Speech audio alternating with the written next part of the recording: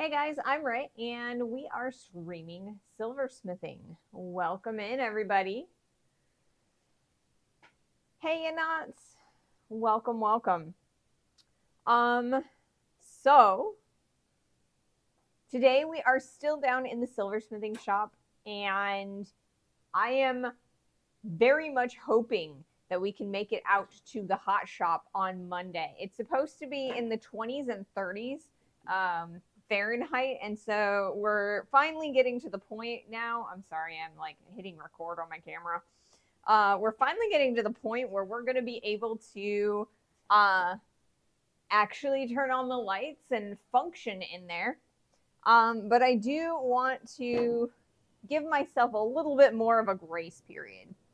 Uh, Woohoo! Yeah, first.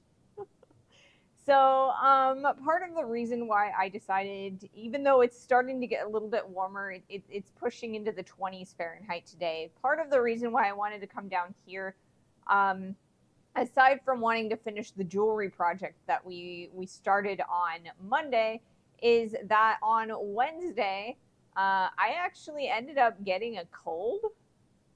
So not only did I wear myself out before the stream started, but yeah, by the end of the day, I was feeling kind of sniffly and sneezy and coughy, and I want to stay in a little bit more warm place, um, just to give myself a couple more days to kind of get over that cold.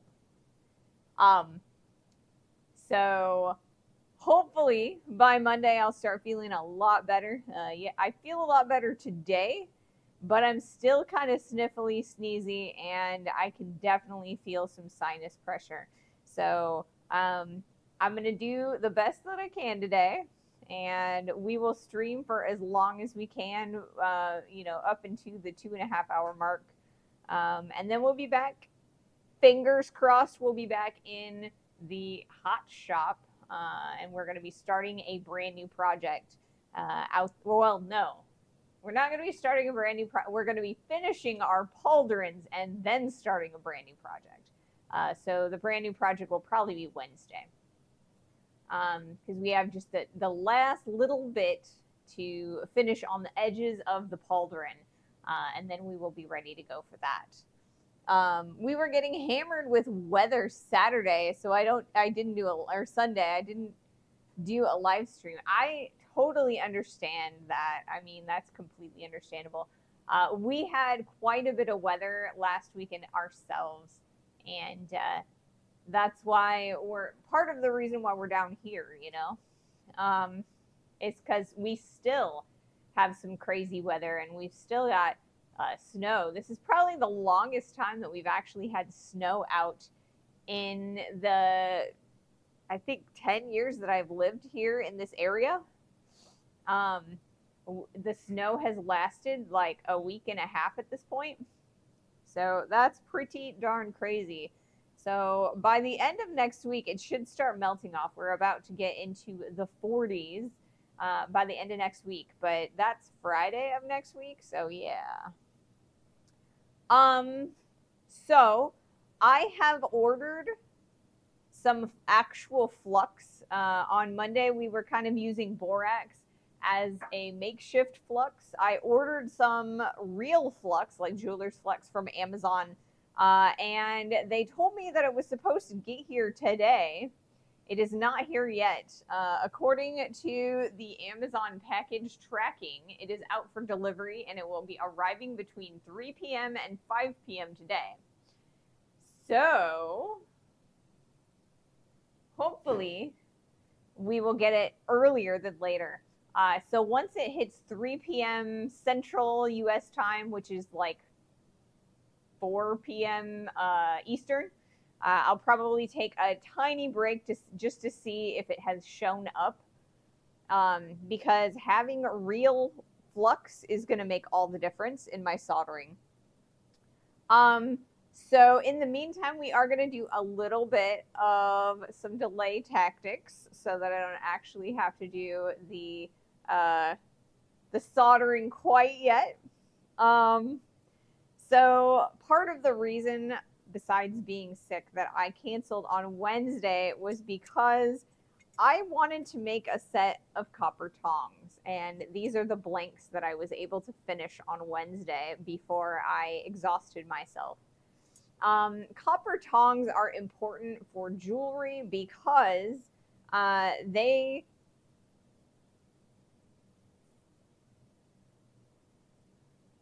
pickle, or like when you submerge any sort of copper or like in a jeweler's pickle, and it eats away at the surface of the metal, and so copper gets in your pickle, right? Well, if any steel gets in your pickle, it will start plating everything else that goes in that pickle.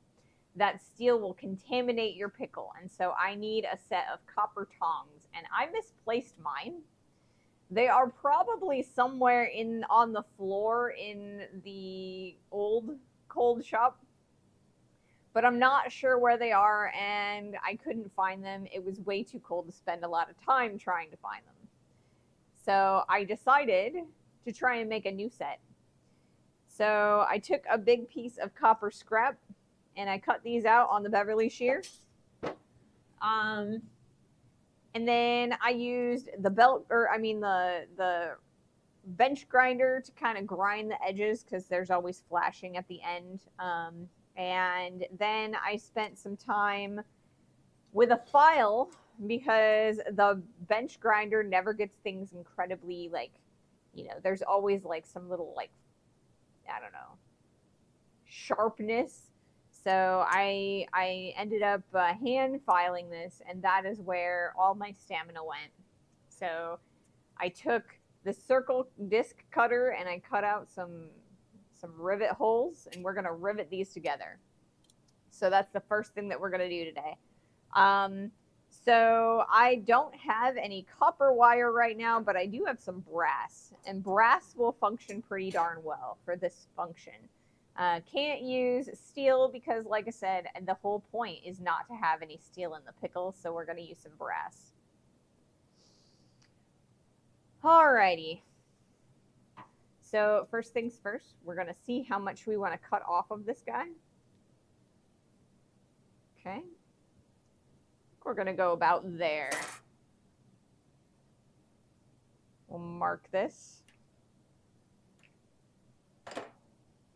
And then we're going to use the jeweler's saw to cut this.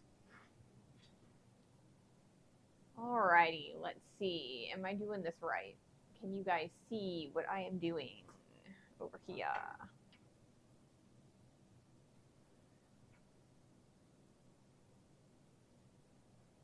Sorta, kinda, maybe.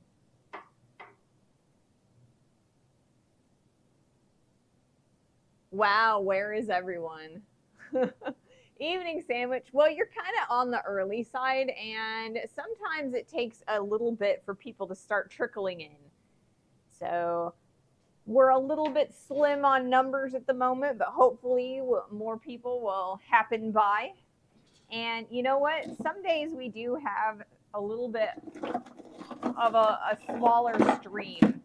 So, if that happens, hopefully Monday everybody will be, back, and when we're back in the other shop.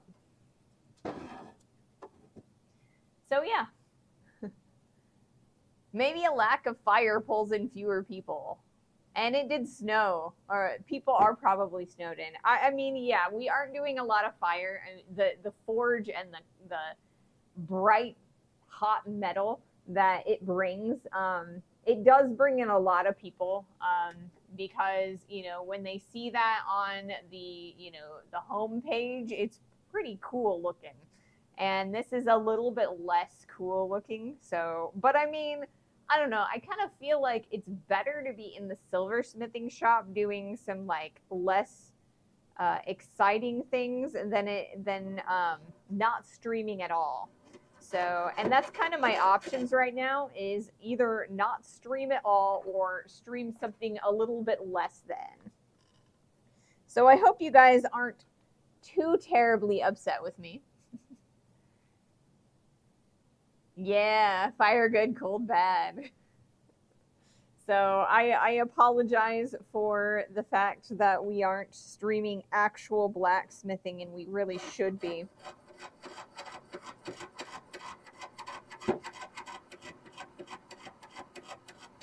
But I promise later on in the stream there will be some fire, just not all fire.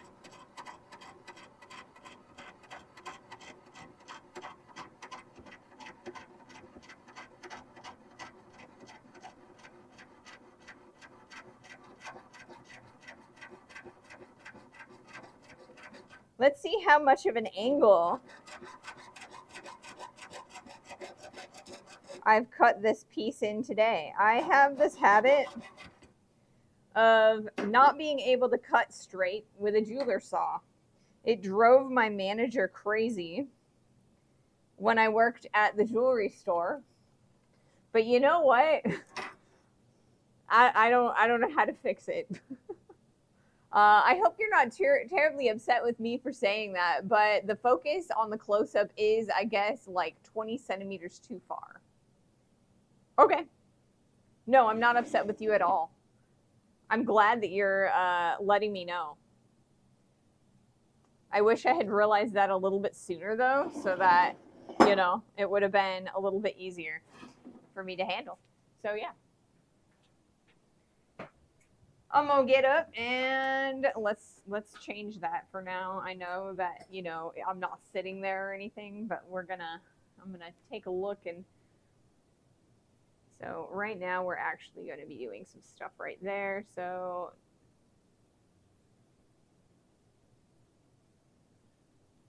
let's see if I can get this a little bit more in focus. It looks like that should be in focus on the disc I have there. If you leave it as a live picture, we can tell you when it's there. Well, I hope that that looks a little bit better.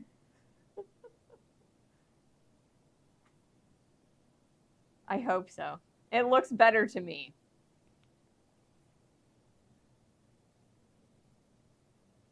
All right. So the next thing that we're going to do is we are going to rivet these tongs together. Just like we would rivet any other set of tongs.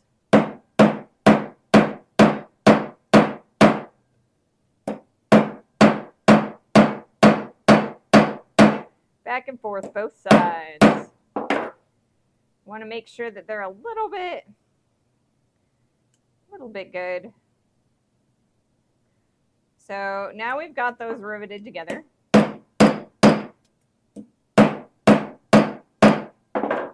Now we got to put the other rivet in. And it looks like I didn't quite line those up exactly the way it needed to be lined up.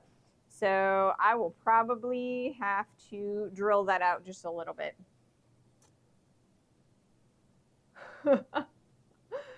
Did you thaw out? I did a little bit.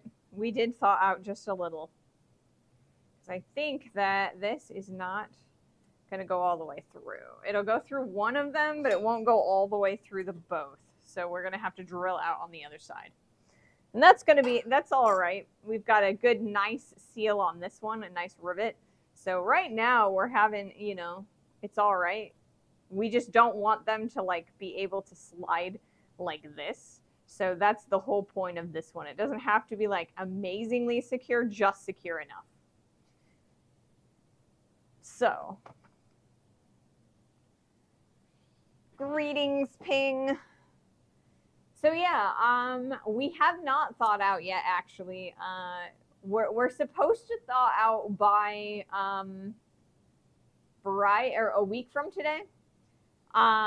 Like we're supposed to get up to the 40s. Now on Monday, I'm planning on being out in the hot shop again because it is supposed to be in the like 30s Fahrenheit, and the lights will actually turn on at that temperature. And I just want to make sure that, you know, or I want to get back out to the hot shop because the hot shop is, the fun part, and I want to get back into our project, our shoulder piece. I want to finish that one and then start some new projects. I've got a lot of interesting things that I want to share with you guys, and some things I want to do. So I'm definitely looking forward to getting into the hot shop. All right.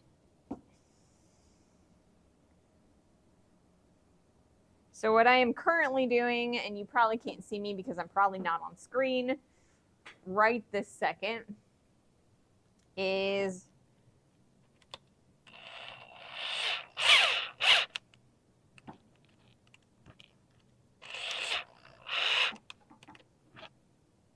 I would like to get this to work, but it's not wanting to.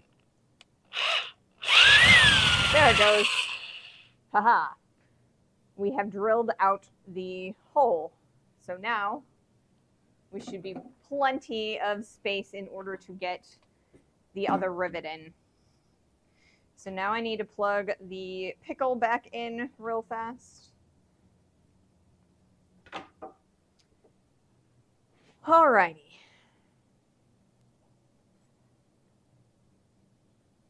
So I think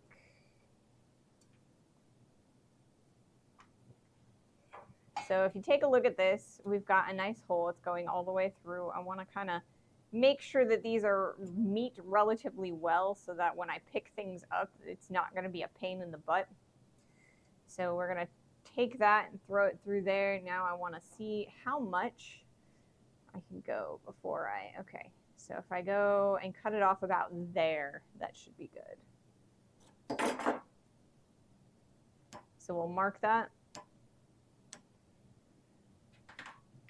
And now we're going to cut this area right here off and make a rivet out of it.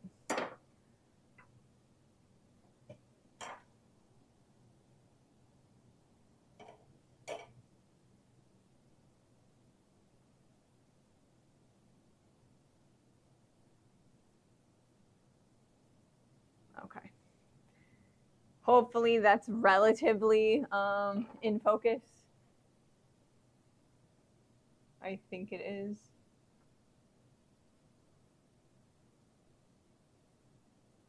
All right. Hey, Mahalo. Welcome to the stream. Welcome, welcome.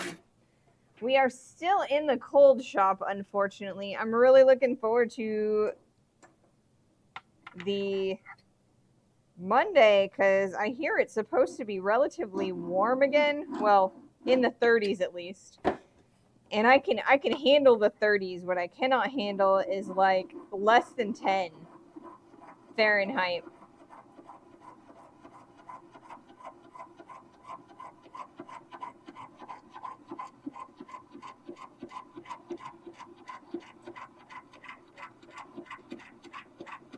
So I'm currently cutting out a brass rivet to go on a set of copper tongs. These are the copper tongs that I was having trouble with on Wednesday. I really thought I was just going to be able to like bang these out real quick and not have to worry about it anymore. I knew that was going to happen. That was not pleasant. Okay, I'm going to have to. Okay, we'll break that off. That's kind of a really awkward angle for that, but that's all right. I'll deal with it.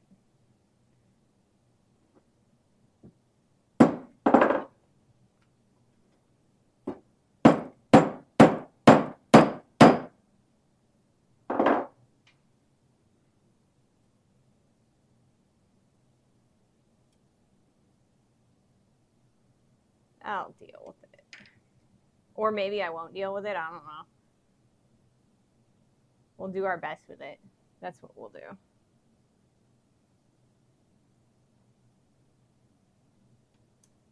There it goes.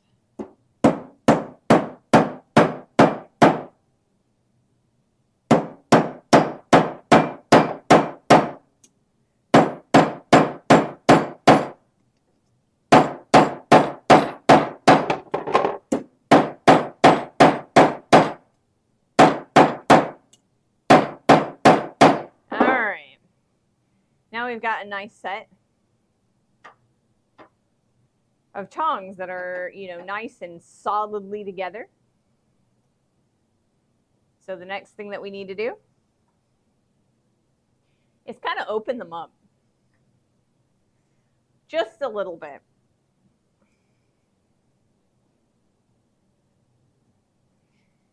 I want them to bend evenly on either side, right? So we need them to open so that we can pick things up. So the next thing that we're going to do is we're going to kind of bend these a little bit around, like so, so that we can kind of pick things up with them.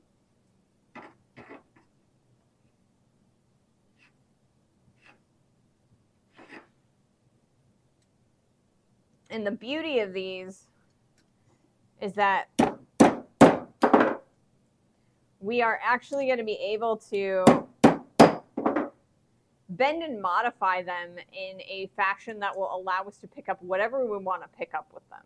So we can kind of pick up this ring off the brick. It's a little bit on the thin side, but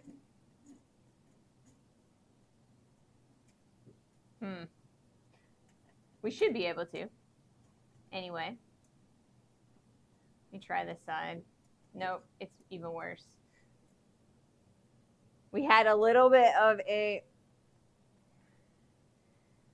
kind of moved a little bit so they don't quite meet exactly, but that's all right. We can kind of get rid of that in a few. But now we have a set of copper tongs, and that's what the real goal here was, to have a set of copper tongs.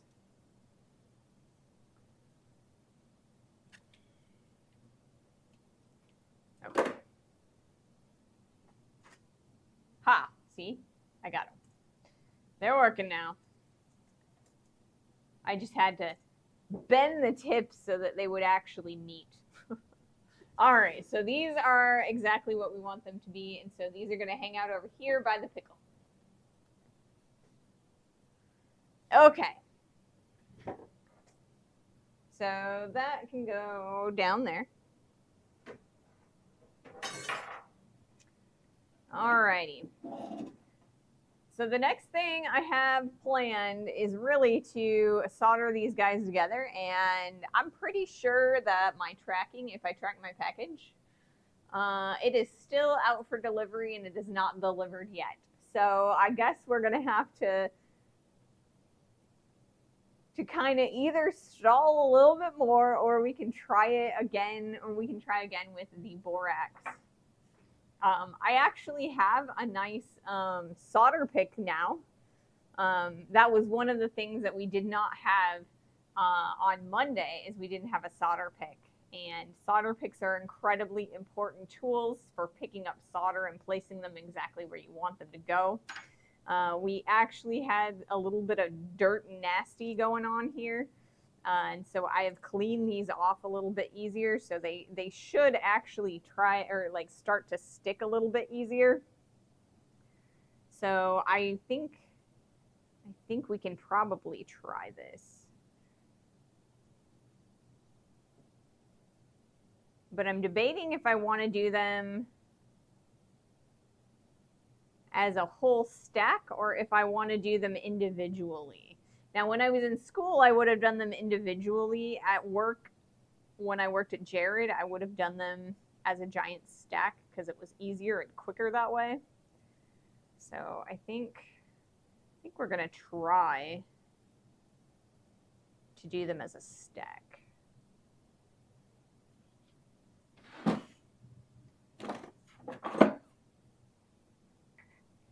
Yes, even more tools. I have so many tools. I love tools. They're my favorite. So yeah, like I said, I have pickle coming from Amazon because Amazon had a better like shipping rate than Rio Grande did for specifically for pickle. And it was the same brand that Rio uses. So ordinarily, I would say buy pickle from like Rio or Stettler or an actual jeweler's supplier, because I'm not a big fan of Amazon in general. They're kind of scary and a big conglomerate of very wealthy people. But in this case, I did buy it from a smaller seller who was selling on Amazon. So I feel like it's a little bit less bad. All right. So I've got my nice stack here. You can kind of see the stack, maybe. I hope you guys can see the stack. If I do that, you should be able to see that it is a full stack. And now we're gonna place that down just like so. The plan is to hold that like that. And then we should be able to attempt a solder. But first, I'm going to add some water to this right here, which is borax. Just straight borax. It's probably not the best usage, but you know, or like I said, I do have some pickle that's on its way. It just isn't going to be here for a little bit. So I'm going to make an attempt, and if it works, amazing. And if it doesn't, well, I guess we'll have to talk until my Amazon package arrives, right?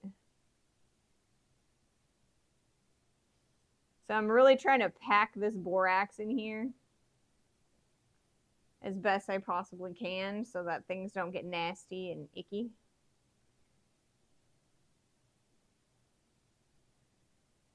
The water is kind of just a way to deliver the borax into the area that I'm trying to do or to solder. And this is 100% the wrong way to do this. Well, I don't know, maybe it's not 100%. Maybe it's like 75% the wrong way to do this.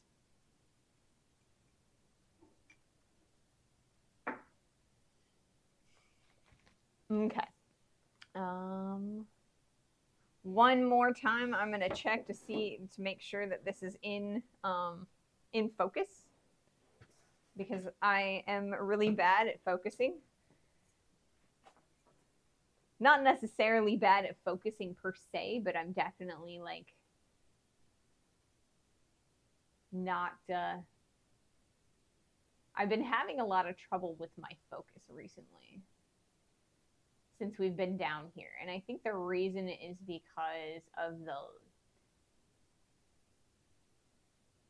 the light down here is a little bit darker, and so there's a lot more grain.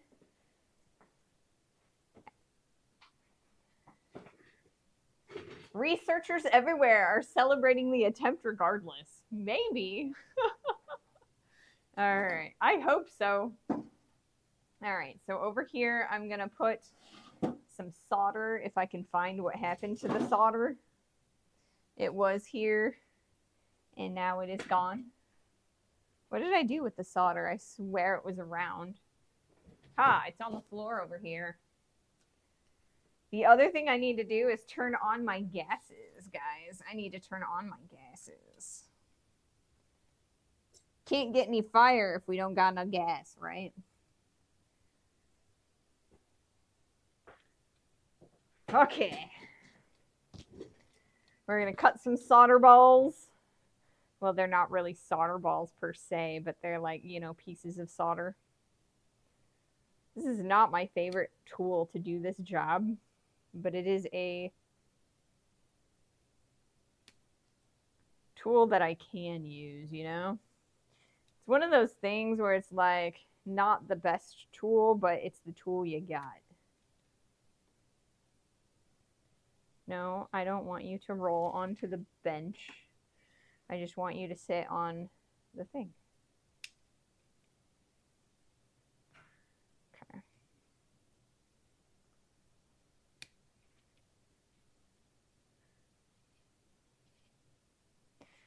All right, so I'm not planning on this being like all the way around or like soldering this all the way around the first time. We're probably going to do as best we can, and it's going to take us a couple rounds to get it all the way around.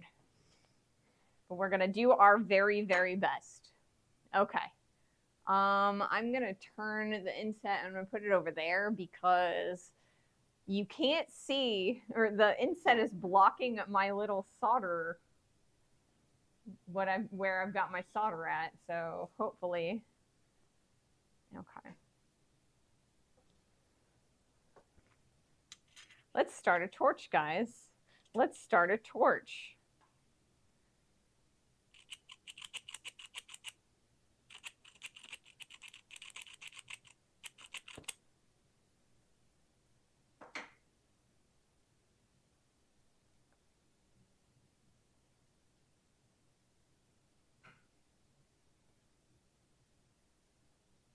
Okay.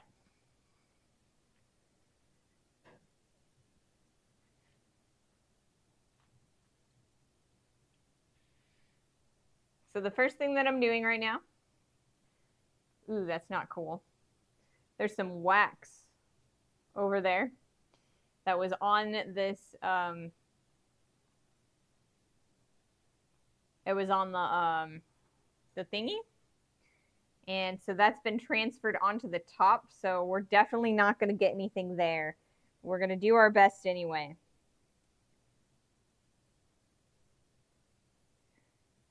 So now we're picking up the solder.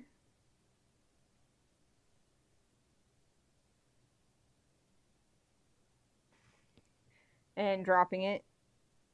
That's always the best, right?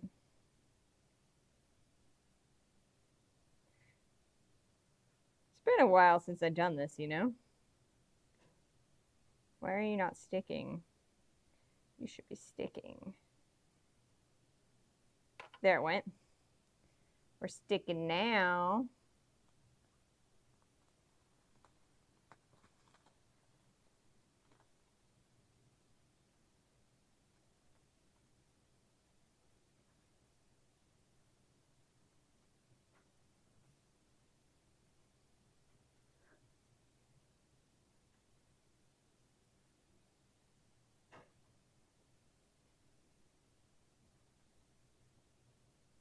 Doing a little bit of soldering.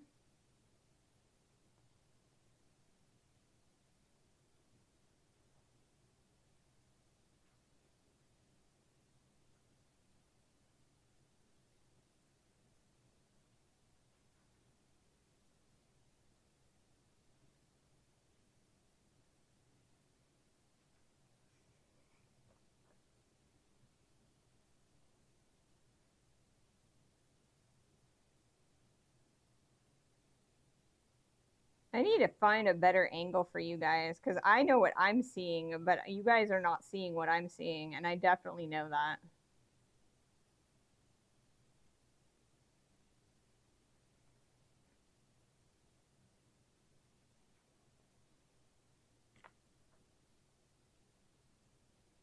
All right.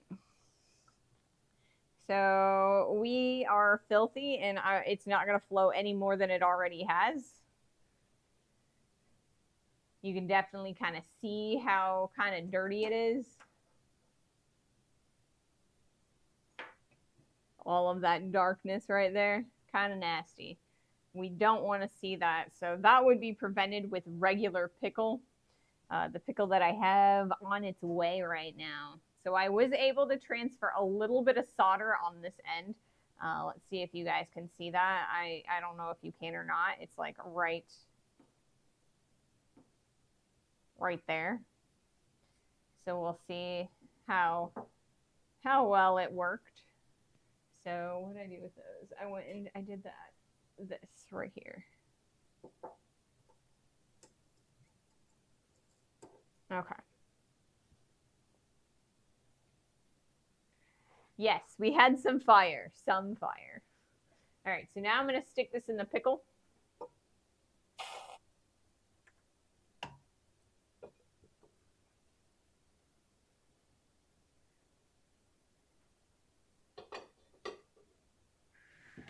and I have the pickle heating, so we should have a little bit more success and make it it should pickle a lot faster, but it will still take a little bit of time to pickle. So yeah, I'm really not liking the results that I'm getting with just straight borax. I've done I've attempted to 2 solder seams with it so far, and it's not doing well. It's gotten filthy both times. We've gotten a lot of fire scale. It bubbles quite a bit. I think that it would be, or that it's fine for larger pieces like Damascus and forge welds, but the tiny stuff that we have here, I think that is a major issue. It just bubbles too much, and like the tiny little seams that we're trying to get, it's just not doing an adequate job. So I'm not thinking that we're going to get a successful seam until I get my pick or my not my pickle. My pickle I have is right there. I don't think we're going to get a successful seam until my flux comes. So it is supposed to arrive in about an hour. So I don't know. We can probably come up with something to do for an hour, right? So yeah, we're gonna pickle that ring. And in the meantime, I don't know. I guess I'm just gonna have to figure something else out because I'm not gonna be able to use that pickle. Or I mean that flux. So I don't know. Let's see. What do we got?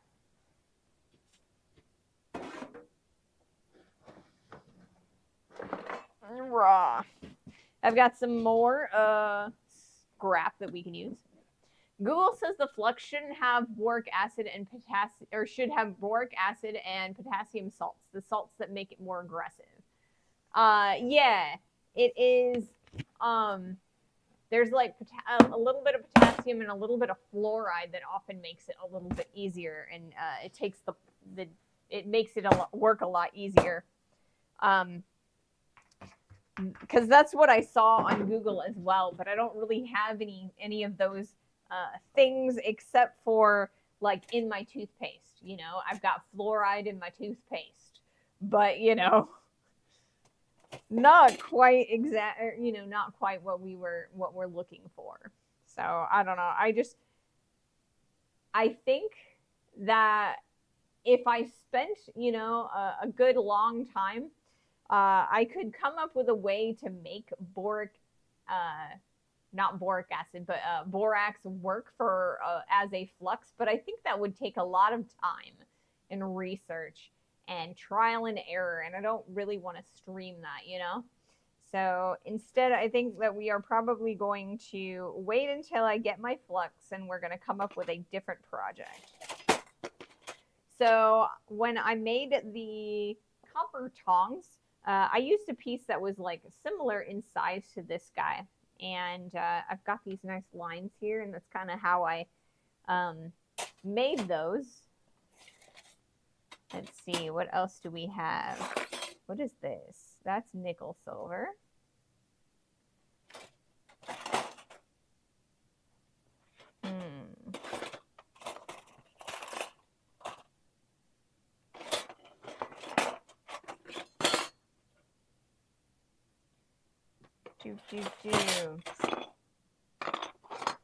Ooh, that's really cool.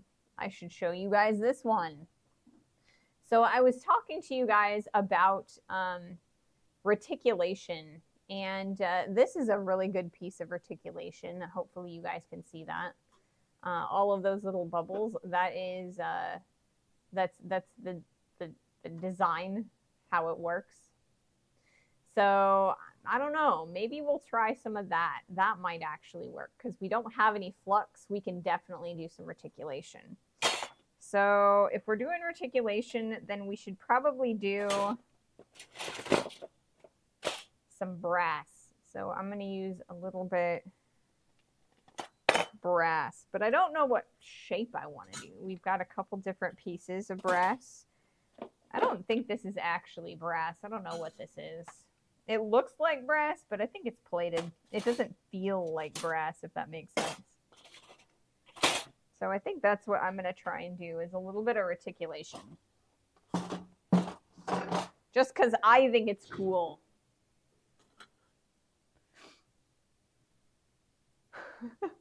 I strongly recommend brushing teeth or against brushing teeth with flux. I definitely agree. I definitely agree. There's a lot of other things that are also in flux that are definitely not something that you want to brush, or I mean, you know, consume. You know, most toothpastes are made with they're made with it in mind that you will like swallow a little bit of it and it will get in your stomach, you know. And I think that is, you know, an important thing to keep in mind is, you know, when you're doing things like this. Okay, so I don't think I want to reticulate an entire piece. So I think we're going to cut a little bit of a piece off. So let's do...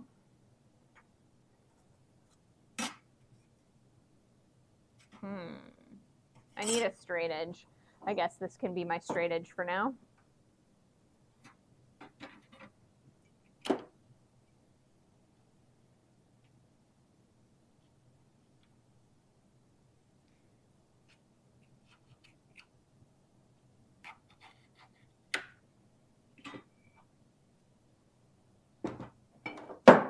Unless you need to solder your braces, right? That's definitely not something that I feel like I would want to, you know, even if I had braces, I don't think I would want to, you know, solder them. All right. So I think what I'm going to do is I'm going to take a little piece that's like a obtuse triangle. I'll show you kind of what I'm thinking. The obtuse triangle being like here. And we're going to kind of reticulate that and see what kind of a nice shape we can get out of that. This is a specialty of my silversmithing instructors. Whoops, that's not what I wanted to do. Now is it? That is. I also strongly recommend against soldering inside your mouth, hard or soft soldering.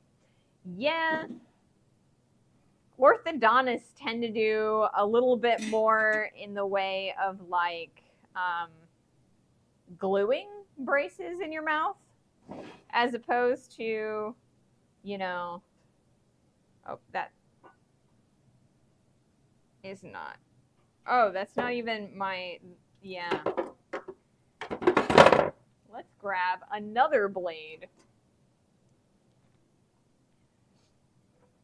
So yeah, orthodontists tend to use, at least the ones that I had when I was a kid, the orthodontist would use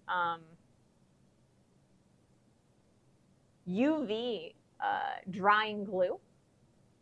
And so he like brush on the glue on your teeth and on the braces, and then he would use a UV blue light and it would immediately solidify. And I thought it was so nifty. Not nifty enough that I wanted to be an orthodontist, even though, you know, I could have made a lot of money doing orthodontics, you know. Big business here in the US.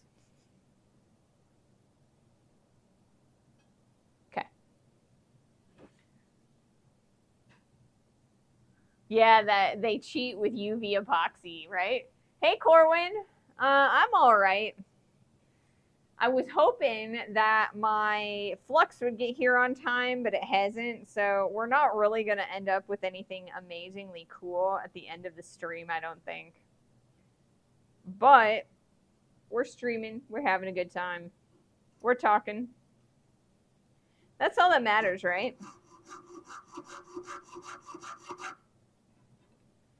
I'm going to put this on because it's really awkward for me these days to saw things without an optimizer on. And I know that sounds ridiculous, but it's true. And then I think I'm going to put that right there. I think that should work pretty well. And once again, I believe that the camera is a little bit out of focus. Dang it. You know, I think it would just be better if I had a closer, like, ouch. If I had a closer lens, but unfortunately, okay, I guess it is nice and in focus. Let's do that though, then. One of these days, I don't know. On Monday, I promise we will be back out in the hot shop and then things will be better again. Things will be better again, I promise.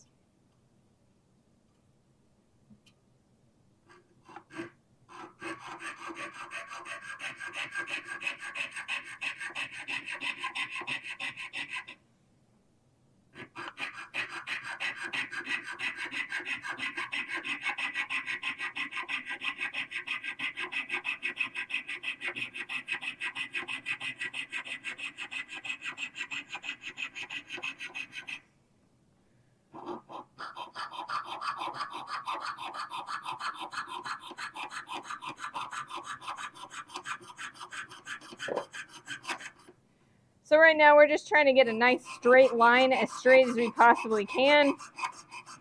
It's not going to be perfect because I'm not a perfect jeweler's saw user. In fact, I'm oftentimes really bad at it. But we're going to do what we can.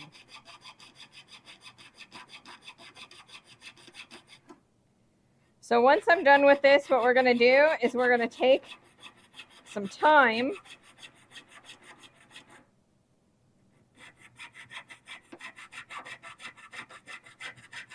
to put a whole bunch of fire scale on this. And that sounds really like counterproductive and counterintuitive. But it's how we get a piece of reticulated brass and or silver. You can do this with a specific alloy of silver. It's actually called reticulated silver. This is a special technique. It's close to sterling, but it's not quite the same. It's got a little bit higher purity than sterling silver. But you can also do this technique with brass. And then you can do the same thing with nickel silver, but the nickel silver starts boiling. And it creates bubbles that pop. And that is called perforation. And that is what my metalsmithing instructor, my silversmithing instructor, did her master's on. Paulette Myers was my instructor.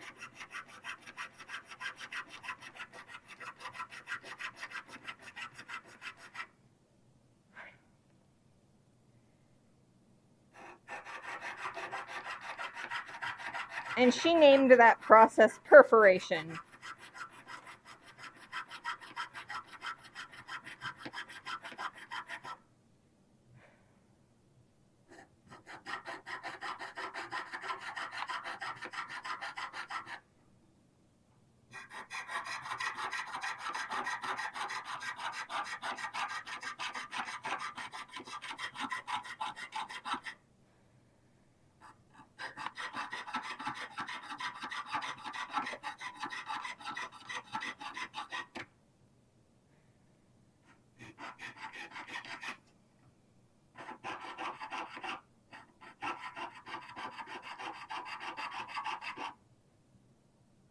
time is it? Hey, Bluesy. Hey, Blue Red Metal. Welcome you both. Welcome, welcome.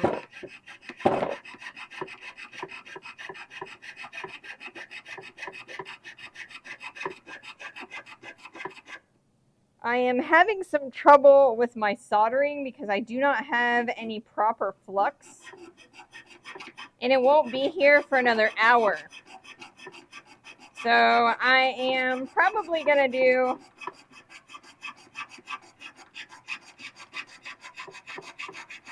this piece is like a pendant or something. All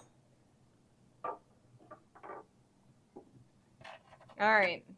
So we've got a nice triangle.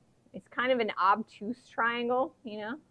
It's got an interesting look to it. It's kind of got like, I feel like it's very 90s, you know?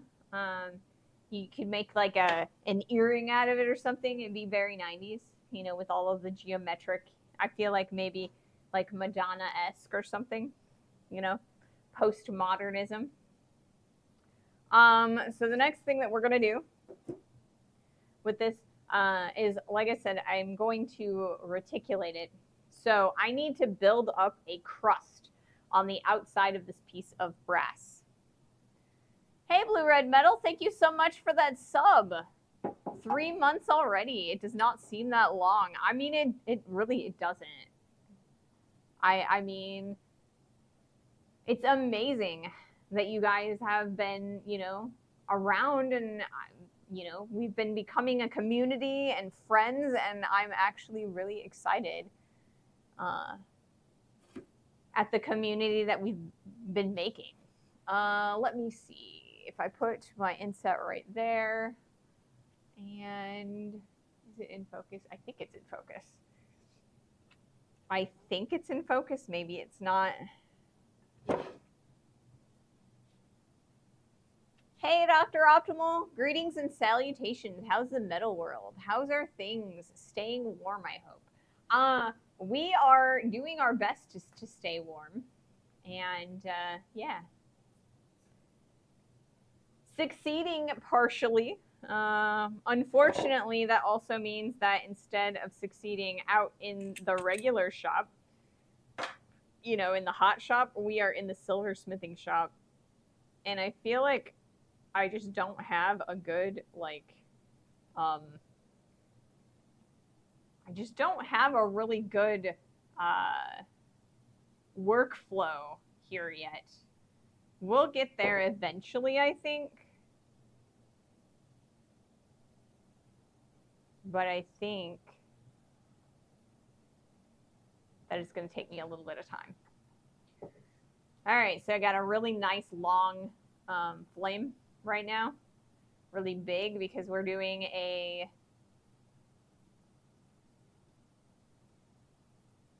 annealing function. So you can kind of see right here that this piece of brass is now annealed. If you follow the flame, you can see that nice salmon color.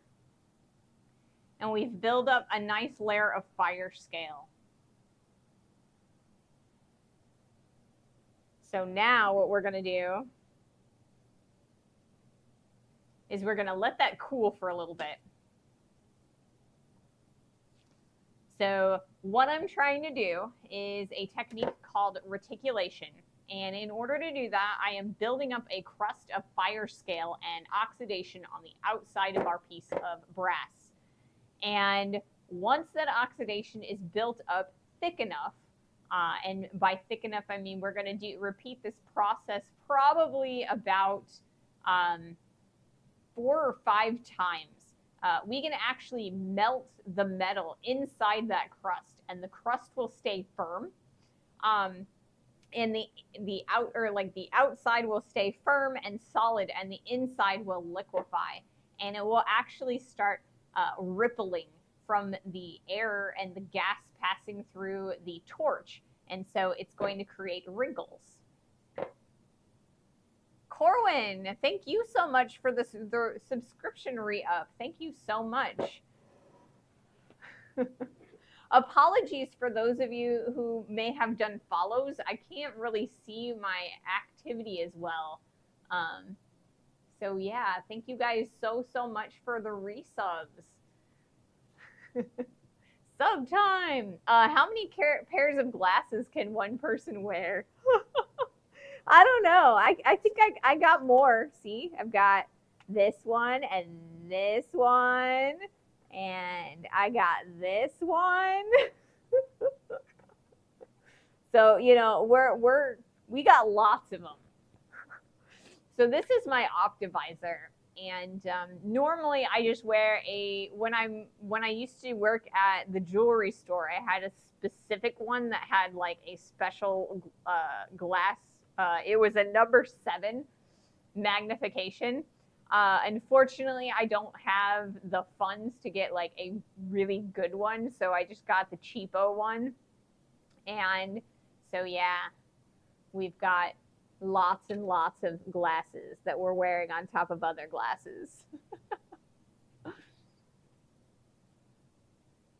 Thank you so much, Bluesy, for the 100 bits. Thank you so much. I may have missed a stream, but did you finish the armor piece?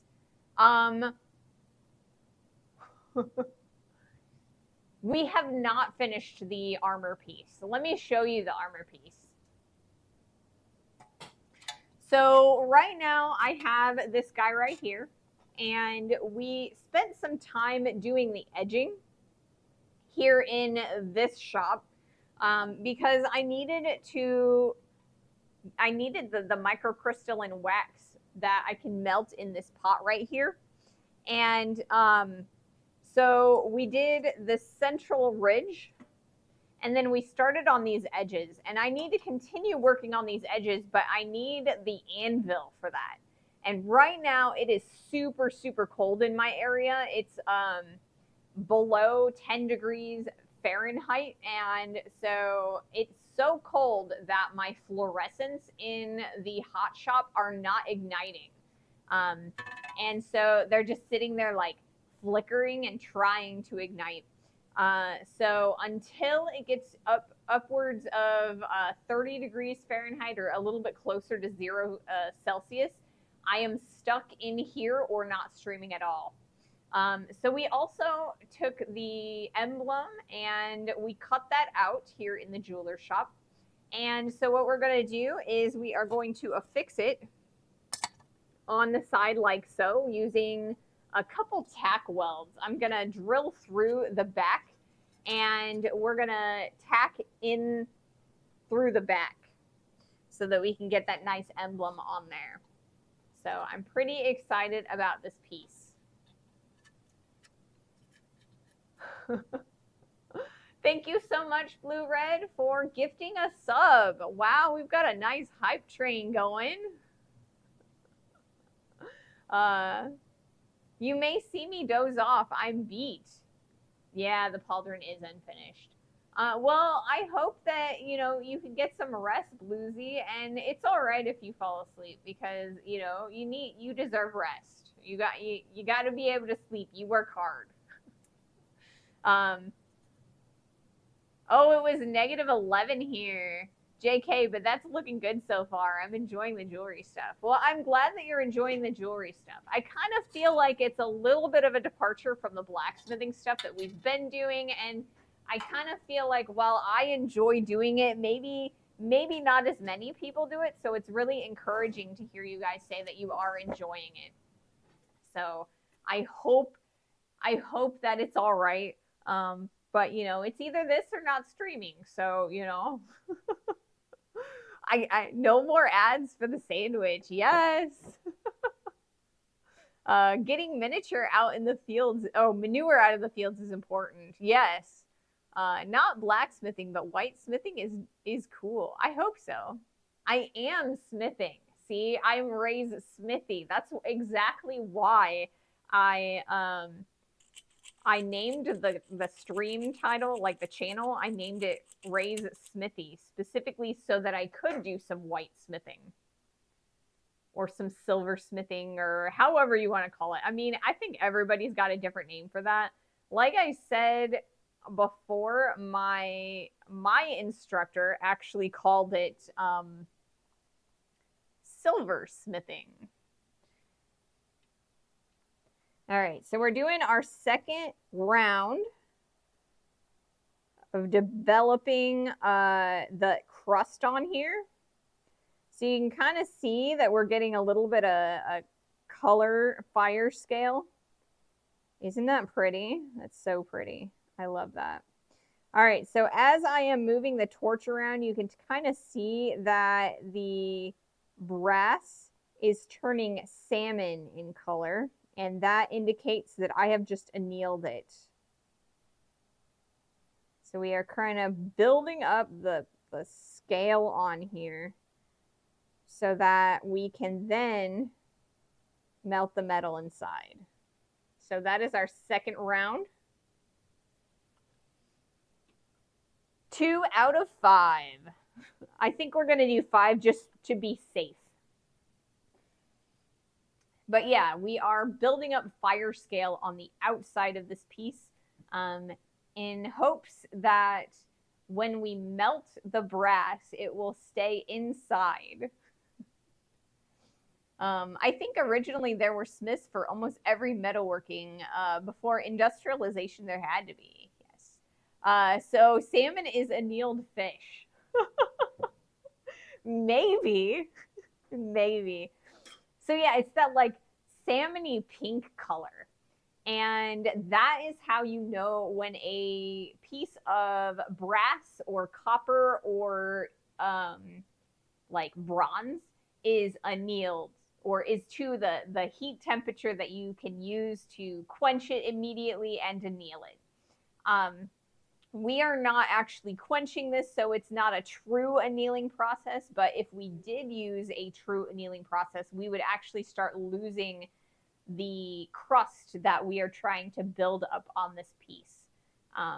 So that's why I'm not quenching it. I'm letting it kind of cool down on the brick.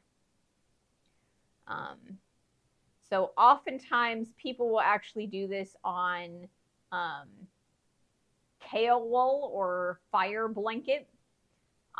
It's that when you're buying a forge, you can buy it either like a lined fire blanket forge or a fire brick forge, and the blanket is kind of normally what people would do reticulation on. Aluminum smith. Something, I mean, there is kind of aluminum smithing. I think it's kind of like a white smithing kind of thing. It's maybe not perfectly involved in that, but close, I think. Aluminum came along a bit too late for that. I mean, I would say that.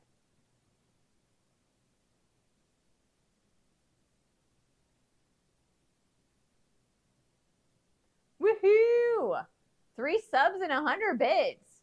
Thank you guys so much for that hype train. Thank you guys. Yeah, I am so happy that, you guys are enjoying the content that I'm, coming out with. Like I said, I was a little bit nervous, We have an ad starting here shortly. As Curia reliably chimes in here to explain, silversmiths, I think I missed part of that. Let me scroll up a bit. Goldsmithing and silversmithing are different professions. Here in Germany, it does not depend on material, but on the items being made. Larger stuff is silversmith, smaller stuff jewelry is goldsmith, but both are declining and silversmithing is kind of dying out. The apprenticeship seems to grow together. Yes, silversmithing is a much rarer craft because most things that a silversmith would do are kind of covered by manufacturers. So a lot of stuff that silversmiths would work on would be like teapots and amphoras and like very intricate pieces or vessels and things like that. And I mean, you can just go to Pottery Barn and find some really cool looking stuff in both ceramics and in like alloys of, metal. Like usually they're kind of lower quality steel alloys that are like plated with stuff. But yeah, silversmithing, it's kind of dying out. But I think it's gorgeous, like the work that you can do. There's so many things that you cannot do with the manufacturing that you can only do by hand. And it's sad that it's, starting to die out. So I do my best to kind of continue the art and the craft and blacksmithing as well. I kind of feel like blacksmithing is a little bit more widespread though. Paul Revere was a silversmith, was he?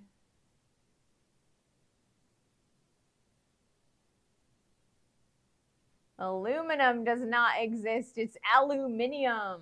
Yeah, yeah. Aluminum versus aluminium. I feel like aluminium is probably the more correct. Maybe it's the more correct. It's the more European way.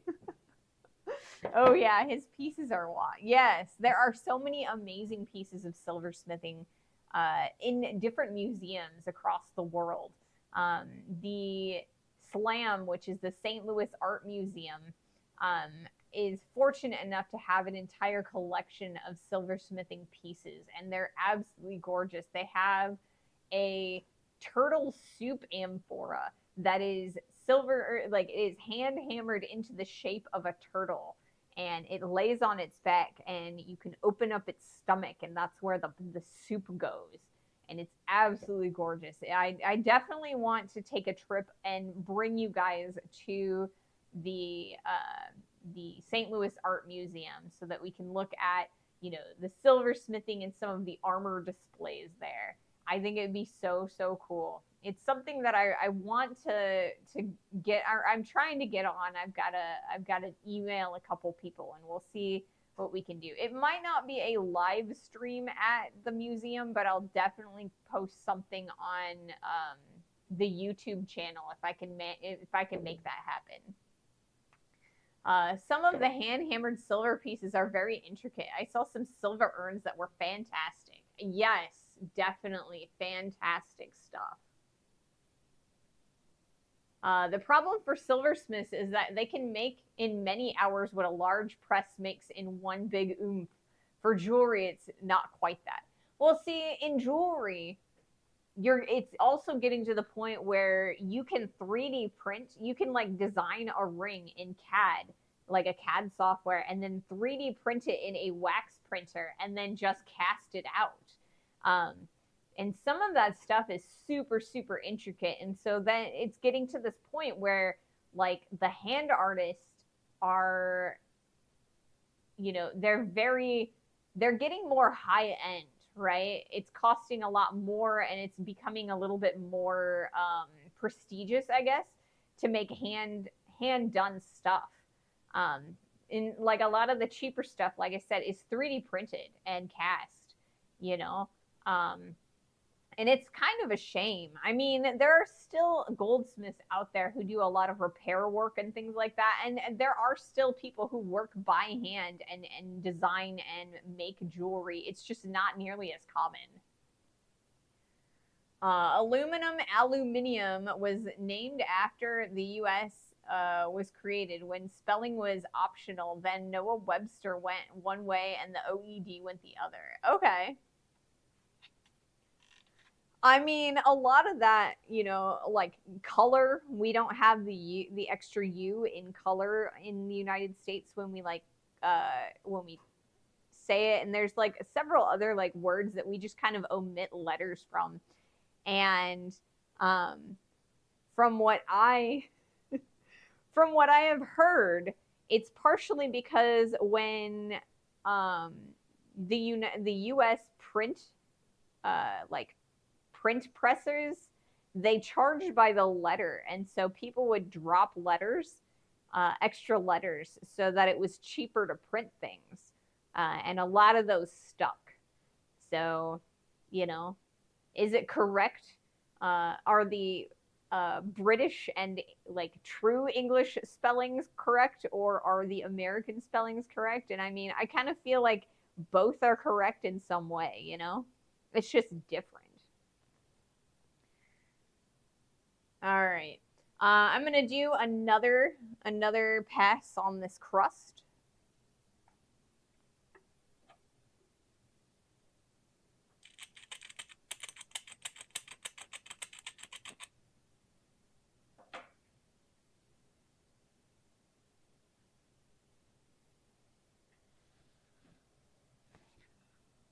I'm actually pretty excited that I'm able to get annealing heat out of this torch. I was a little bit worried that it was too small.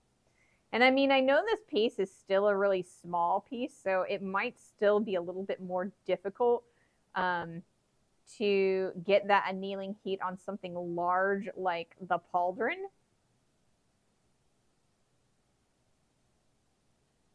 But I'm pretty happy with it, you know?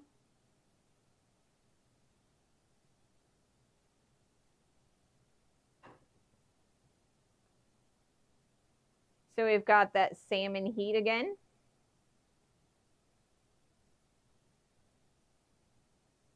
I hope you guys are seeing it.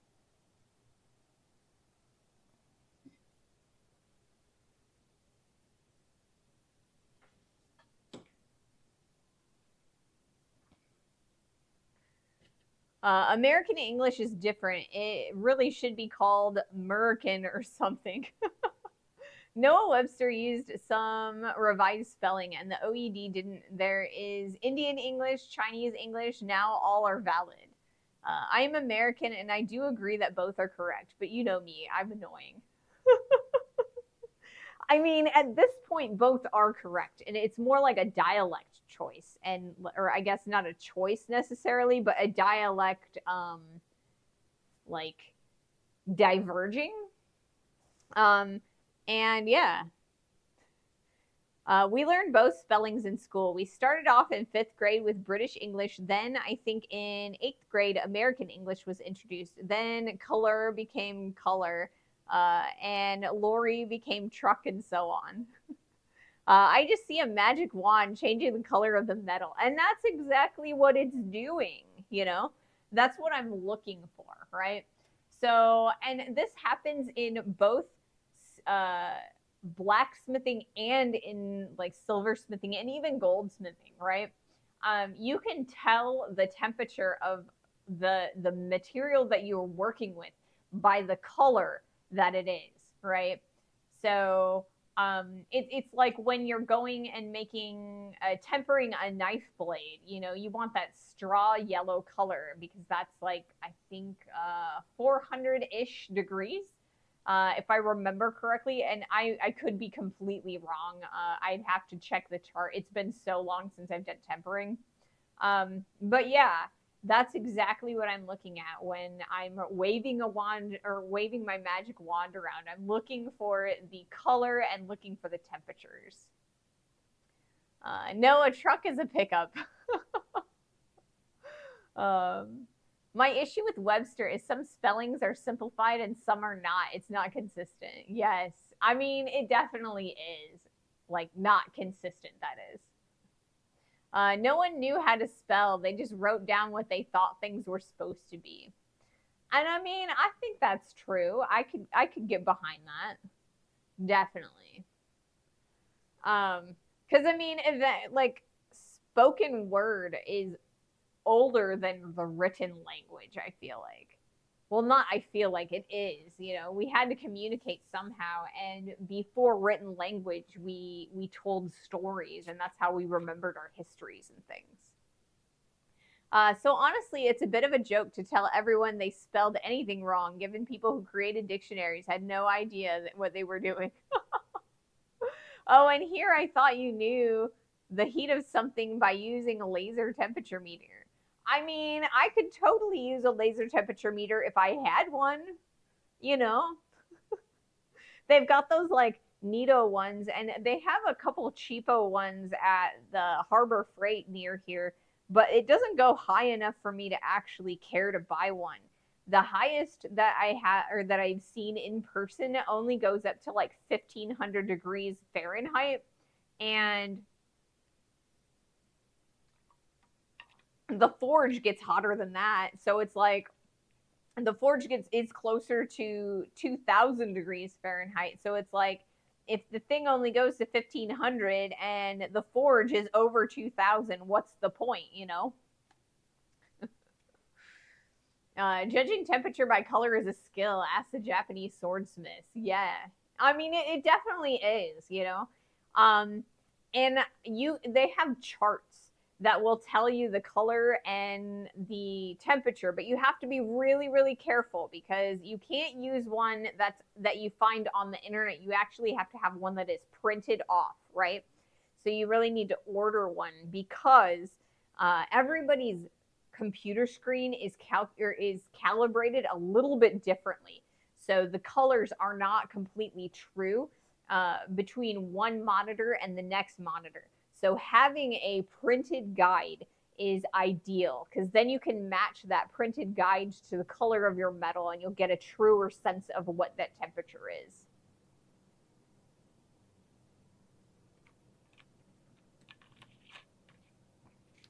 Mine goes around 2000 or so, but not sure how accurate it is. We need to get Ray a thermal cam for the stream. That would be fun to see, especially in the workshop. It would. It definitely would. But I did talk to the butler about that one time where I was just spitballing things that we could add to the stream. And the butler said that there were cheap options for that, but anything that you would be able to tell the difference between the metal and the forge and like how high that gets would be super expensive. So we just don't have the funds for something like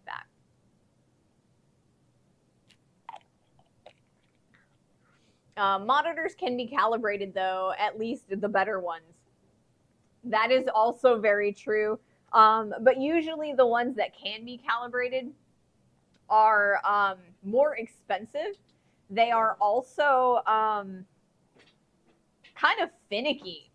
One of my monitors is one that is specifically designed to calibrate. And I don't know why, but every time I touch this camera, it shocks me. Sorry, I was flipping my record function. But yeah, they are very expensive. The one I have used to belong to it was a dumpster dive treasure. And yeah. The calibration doesn't work right on it. That one's actually hooked up to my main computer, like my desktop where I game. I should probably show you guys what I'm doing here. Let me show you guys what I'm doing again. Magic wand of heat. I mean, look at that beautiful like teal color. And it's turning yellow. And there's some reds and greens in there. Gorgeous. Gorgeous, gorgeous.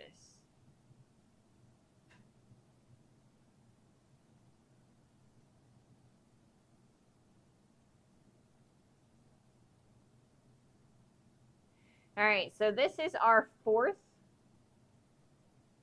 attempt. So we're going to do one more of these.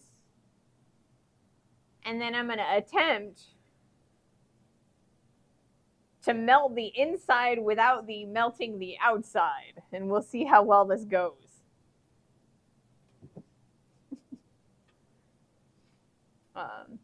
The one I'm looking at is calibratable. You just slap the sensor on it and start the program. Interesting. Static builds up in the dry air, right? Dumpster dive treasure. It might not be perfect, but if it works at all, I agreed. I used to go to the local college, and it was the school that I went to, so I wasn't like trespassing or anything. And I used to live in the dorms, And the week that people moved out, I would go around and you could find so many cool things, like working microwaves, couches, all kinds of crazy stuff that people brought in, and they were perfectly good. They worked, they just didn't want to bring them home. And I got so much free stuff from doing that. I think these days it's kind of supposed to be illegal to do that because I think the school kind of, they take it and like fundraise with it or. But yeah, back when I was in college, I didn't care so much. And I think the statute of limitations at this point are, over. I never find anything good in the dumpster, just leftover McDonald's or something, right? Um, It is Ezio's middle class. The high end ones have the sensors built in and haven't them flip out of the frame for calibration. I see. Hey, Bubba. I'm doing all right. It's kind of cooler today. I'm actually kind of cold right now. I do have my nice flannel on with the lovely fleece on the inside, and I'm still a little on the cold side. Um, Not to mention how cold it is out in the shop. I did actually no, not yesterday, but Monday and Tuesday I went out to the shop, and I think that's how I ended up with this cold that I've got right now. Is there's this Optivisor is putting a little bit of pressure on my forehead. I still have to figure out a good way to oh, there it is. Haha, I figured it out. Wow. This is supposed to be adjustable, but I forgot that there was a lock on it. Nice. The only illegal thing about taking trash is trespassing. The Supreme Court has said once you throw away anything, you give up ownership rights. Oh, okay. But yeah, I went out on Monday and Tuesday for a grand total of about 40 minutes. And the last 3 days, I've been very stuffy nose and sneezy and stuff. I'm feeling a lot better today, but yesterday I was absolutely exhausted. So I don't know. There are 5 colleges, universities in 3 towns here, so it's not just campuses, but tons of apartments that just have piles of free stuff. Lots of people take stuff, store it till fall, and then sell it all back to the students, right? That'd be a good way to make money. At Conrad Electronics, I see an infrared thermometer that goes to 2200 Celsius, which is 3992 Fahrenheit. See, that would work, right? For almost every use that I have. But the highest temperature of anything I have ever worked with is 2700 degrees, and that is the melting point of iron. I have no intention of ever showing that in my shop or on my property, but there is always a chance that we will be able to see a iron pour when I take you guys to Memphis, Tennessee, to the Metals Museum. They do 2 or 3 iron pours every year, and they're amazing. They're so much fun to do. So I'm hoping that at some point this year I'll be able to take you, and we will go and see one. But I'm still in the planning process of some of the trips that we're taking this year. Yeah, got a couple things that I'm brewing on. In the UK, trash rubbish is owned by the local council. It's 285 euros, 300 US dollars, somewhere around there. 2700, the melting point of iron. So you are using ceramics to pour it from. Yes, I am using ceramics to pour it from. And that's Fahrenheit, the 2700 degrees. I'm sure you guys kind of guessed that. Because most of the temperatures that I give you are in Fahrenheit first, and then I have to go and actually put an effort to, translate those into Celsius. But yes, so the flasks are usually um, made of like a sandy ceramic material with like a flux lining. Um, so we pour them into ceramics or um, sand, right? So primarily it's sand casting. So what you would do is you take resin and you use the resin to bind the sand. So I guess technically it's called resin bonded sand. Um, so it's sand, um, resin, a two-part resin, and then you usually put red iron oxide in it too to color it. It also helps bind things a little bit better. And then you pour into that, and it's a single pour thing. You don't get like reusable molds for iron typically. Um, Forget about that coal forge for a minute too long and you could get an iron pour. I mean, that's true. That's very true. That is different over here to my knowledge, technically, but taking garbage is theft, but it's obviously seldom prosecuted.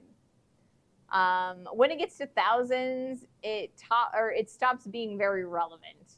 I mean, sometimes, or like for metallurgical processes, when it starts to get into the thousands, it actually does matter because there are specific temperatures that you need to reach in order to get the crystalline structure to do what you want it to do. Um, so sometimes it is a little bit, or it matters quite a bit, but when it gets like really, really hot, then it starts to get a little bit ridiculous. And except for like scientific purposes, it doesn't matter as much. Um, I think some thick-walled clay pipe at auction yesterday, or I got some thick-walled clay pipe at auction yesterday. I was wondering if they'd make a good mini forge. Um, I think it's gonna depend. You're still gonna have to line it um, with either a fire blanket or refractory cement, because ceramics doesn't always reflect heat. Some ceramics actually absorb heat, which is why a poor man's solution for heating a single room is to take tea lights and then put a terracotta pot on top of it. The fire from or the heat from the tea light that produces starts actually heating the terracotta pot, and it radiates heat outward. So you can kind of keep warm for relatively cheap if all else fails. So you do kind of have to be careful that you're getting a reflective ceramic and not an absorbing ceramic. Um, I have a small graphite ceramic crucible coming tomorrow. Yeah, I bought a couple of those from Amazon myself. I don't know if I bought the same ones that you did, but I bought two of them, and the first one exploded the first time I used it. Yeah, it was not fun. But it did explode while I was preheating it, so I didn't ruin anything. And that is something that you really need to pay attention to if you are doing casting. And I don't recommend doing casting, number one, alone. And number two, I don't recommend doing casting unless you know what you're doing or have a friend who can help you. But when you are casting things, you need to preheat them, because if there is any amount of water or moisture in a tool, that moisture will rapidly create steam and explode. It is a very unpleasant process that I witnessed when we didn't preheat the ingots for the extra metal that we didn't use in a pour.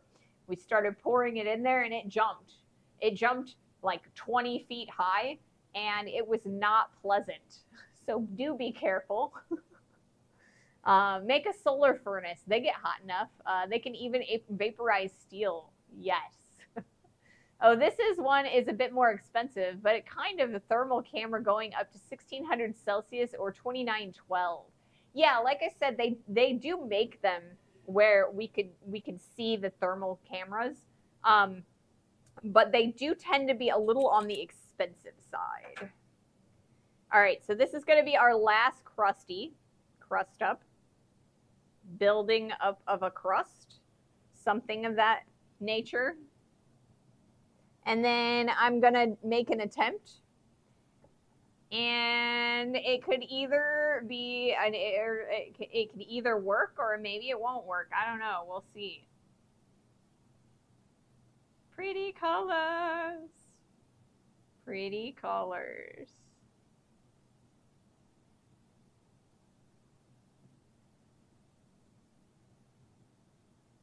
All right, so now we have 5 layers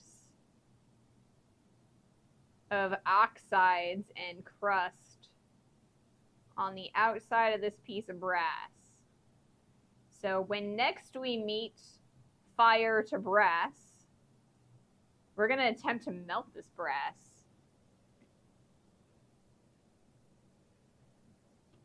Ooh, I'm really liking this torch, guys. I'm really liking this torch. Definitely a great buy.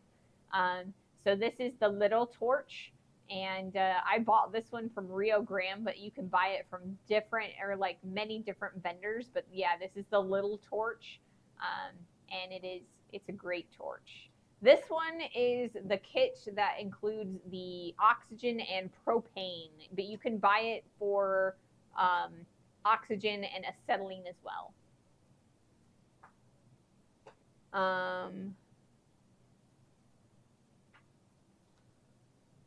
Half of this comment is missing. Have you ever seen people pour molten metal, usually aluminum, into anthills and then dig them up when they're solid? They look pretty cool.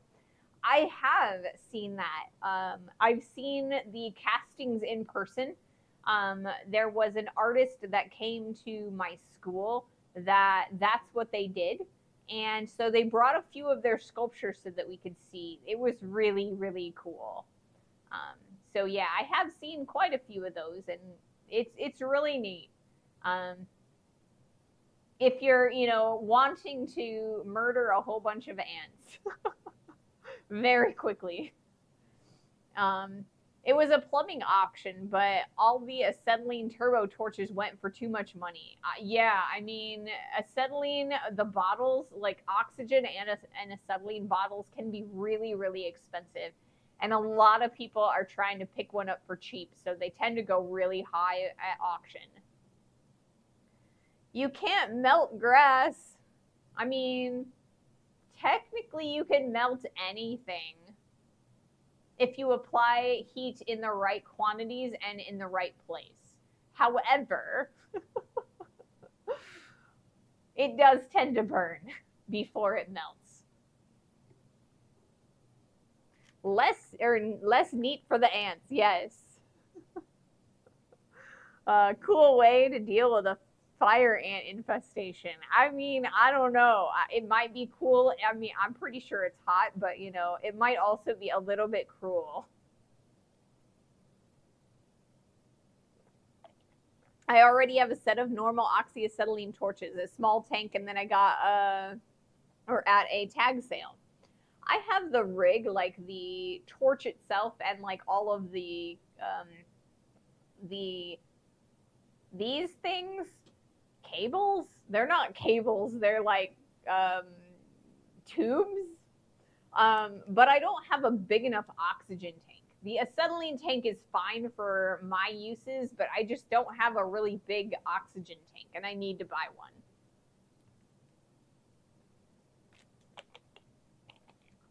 Hoses and regulators. Yes, that's what I have. I have hoses, the regulators, and the torches.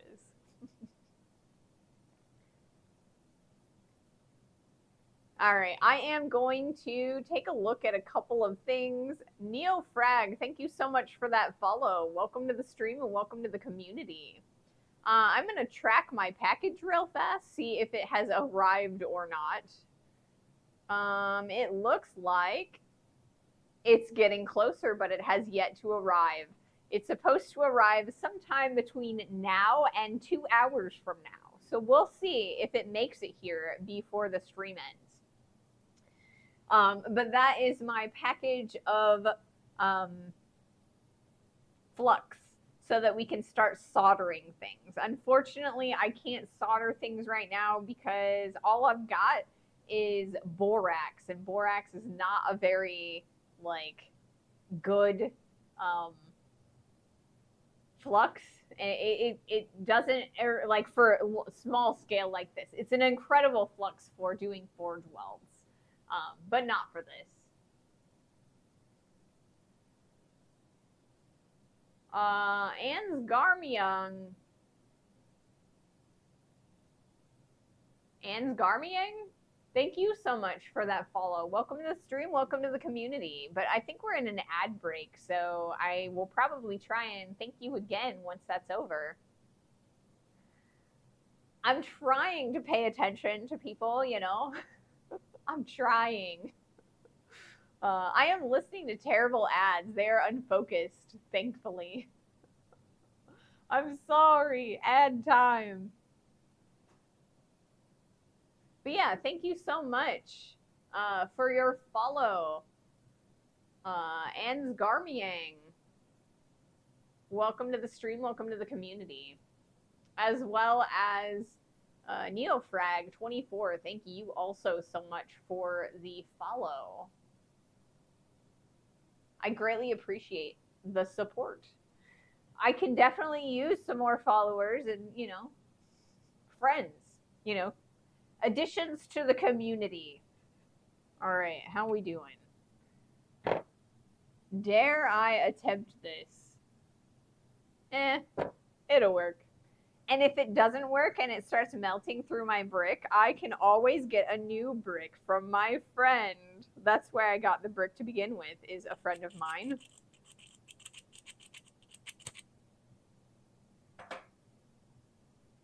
Do, do, do, do.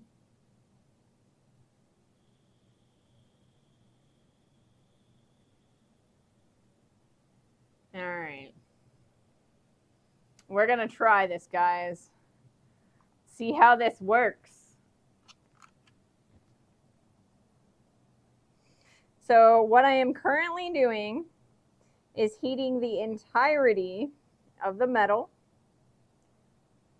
And we're going to go real slow because what we're going to do is we have built up 5 layers of oxidation and a crust on the surface of this metal. And this crust, here we go, has a higher melting point.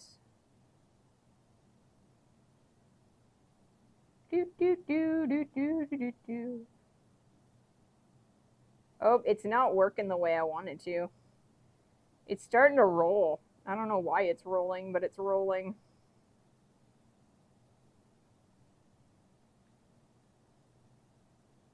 Fix, yes. I know what's happening. The crust isn't thick enough.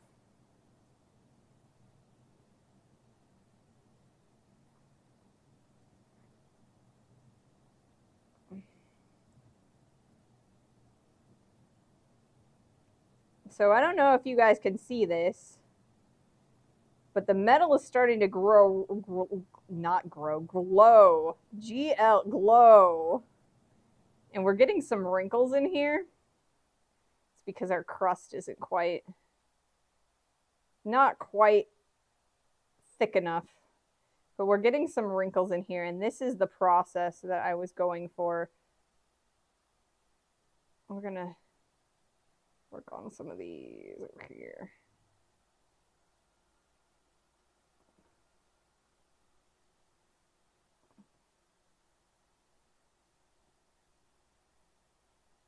So this process is called reticulation. It didn't work quite as well as I wanted it to. We're not getting quite the amount of melting that I'm looking for, and when we are, we're starting to like melt the crust that we were building up. We probably needed to do a little bit more. There we go. All right.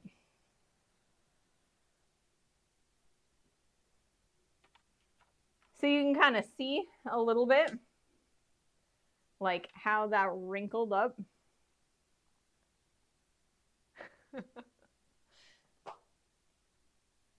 The metal is expanding. It's actually melting inside.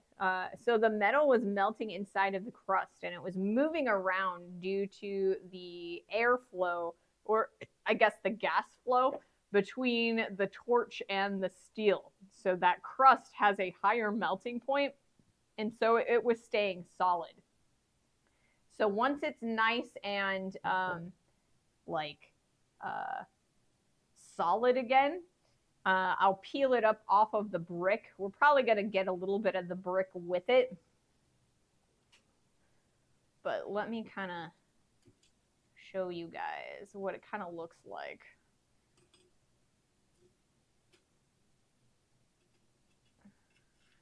So you can kind of see there's a little bit of wrinkling and warping and folding. And like I said, our crust was a little bit thin still, so I was melting the crust more than I was, melting the interior. So I had to be a little bit more careful. We didn't get quite as many wrinkles as I wanted to see, but yeah. Can't see from here.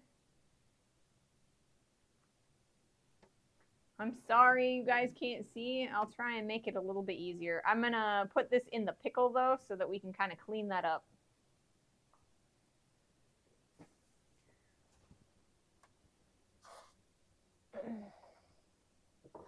See, I thought you guys would be able to see because you could see the color difference.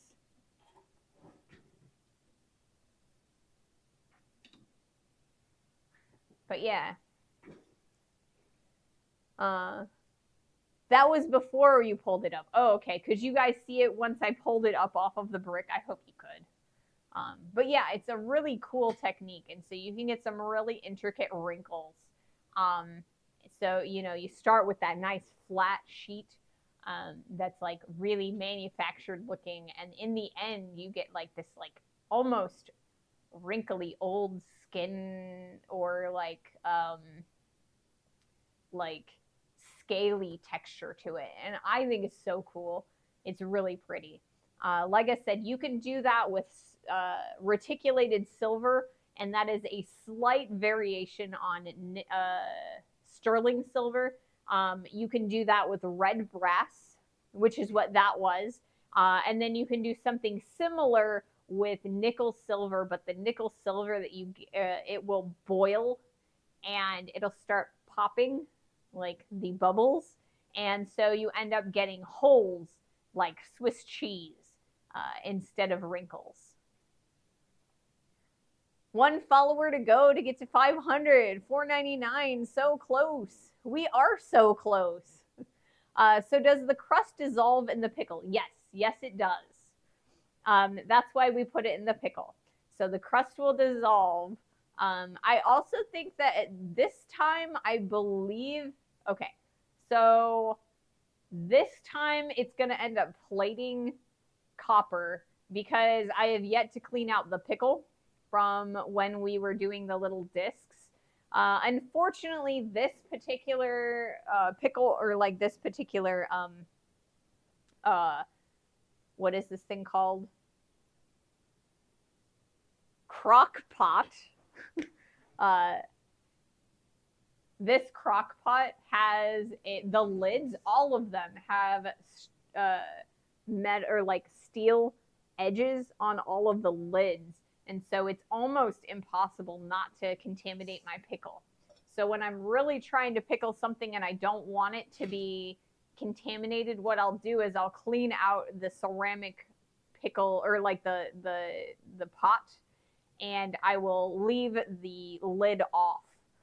That way it doesn't contaminate the pickle until I'm ready to shut it down. So pickle, what it is it is an acid bath. And so what I have in there is citric acid. And you can get those, or you can get bottles of citric acid from a nutrition store. You can also, and that's better for the environment than your other option, which is pH down pool cleaner. You can use that as pickle as well. But what it is it is a water diluted acid that will eat away the fire scale that you get from your metal, right? But if steel touches it, it will start plating your pieces in copper, and that's always terrible, especially if you are working in something a little bit better than brass and copper. It's not a big deal when you're working with copper itself, but that was red brass. It's a nice yellow color, and it's going to come out a copper color instead. Now, it's not something that I can't remove by running it over with a wire wheel, but it is still kind of annoying to have to deal with. But yes, it's an acid bath for cleaning metal. Acid, I think it is to remove the crust and go back to the bare metal. Yes, that's exactly what it's for. So, like I said, it's an acid. It's eating away the surface of the metal. And that is any oxidation or fire scale that's developed. That's why we didn't pickle the metal between our heatings when we were trying to build up that fire scale. We were trying to get that crust on there so that it kind of held solid so that I could liquefy the metal inside that shell, and then it kind of ripples around. It's pretty cool. I have powdered citric acid, but I use it in baking. Yes, like I said, you can usually find it in the nutrition aisles or like nutrition stores, because a lot of people use it to add like vitamin C and things like that into their food. So it works very nicely for that, but it also, it makes a good pickle. And the pickle is typically a 7-to-1 ratio, where it's one pickle or one of the citric acid to 7 cups of water. And that's the dilution that typically is necessary. It also works, it works while it's cold, but it works better while it's hot. So that's why I have it in a crock pot. We are on warm. It would work even faster if I put it up on hot. Citric acid occurs in all aerobic organisms. Yes, it does. So, yeah. It's relatively easy to get a hold of, but you could also use pH down for pool chemical, like in the pool chemical aisle. However, if you do use pH down, do not throw that through your sink. pH down does not, it's a lot of times it's illegal to dump that down your drain. Citric acid, it's less illegal. You can get away with it. But the pH down pool chemicals, you don't want to put that down your drain. They don't like it at your water purifying, sewer places. They don't like purifying that. What about vinegar? Yes. pH down is phosphoric acid. Yes. I have not heard anything about vinegar. I believe you probably could use vinegar. But I don't think it would work as well, if that makes sense. I think that it would be, I think that undiluted it would be too strong, and then diluted I think it would not be strong enough, if that makes sense. But I don't know. I've never heard of anyone using it. Is really, that's really the thing. I've never heard of anyone using it, and so, I couldn't really tell you for sure.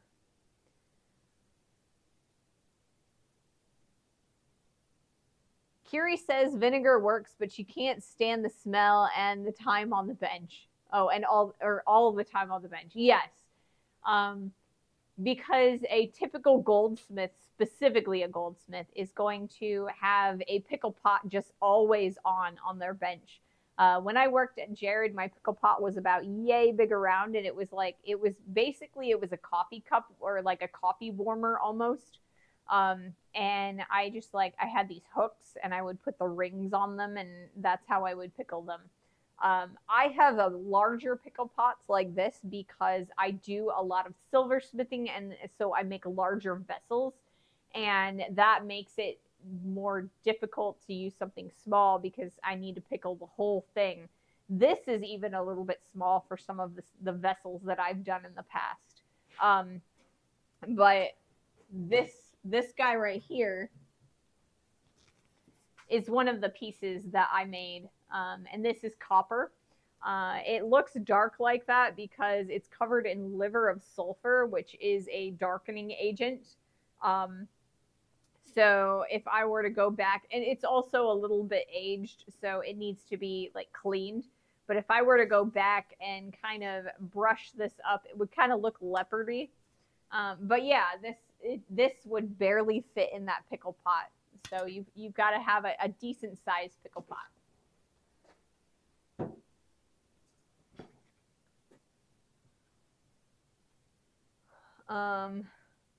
Kiri has the forbidden drink.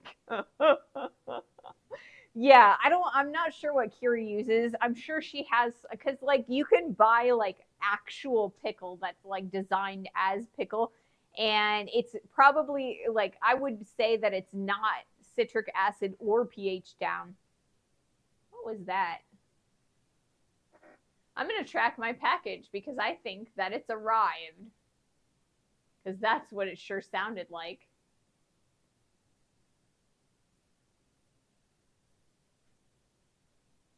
It did not say it has arrived, so maybe it did. I don't know. I don't know if it's arrived or not. I don't know what time it is. Oh, I guess it's 3:30 or 3:24 my time. And it says it's supposed to arrive at 3:15 to 4:15, I think. I think that's what it said. So I don't know. It might be up there. I think I'm actually going to check because I think I heard the screen door. So I will be right back. If I bring down this bottle of yellow, that's my flux, and then we'll be able to do some stuff. So give me half a second. They're sometimes slow with updating their scanner. Yeah. Hey, Jack. I will be right back. Like I said, give me half a second. I want to make sure that if it's here, you know, that it doesn't freeze.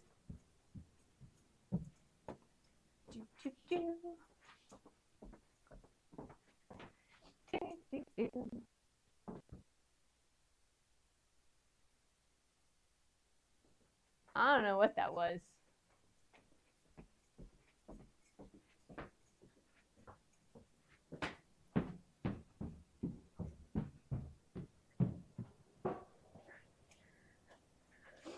I don't think it's here.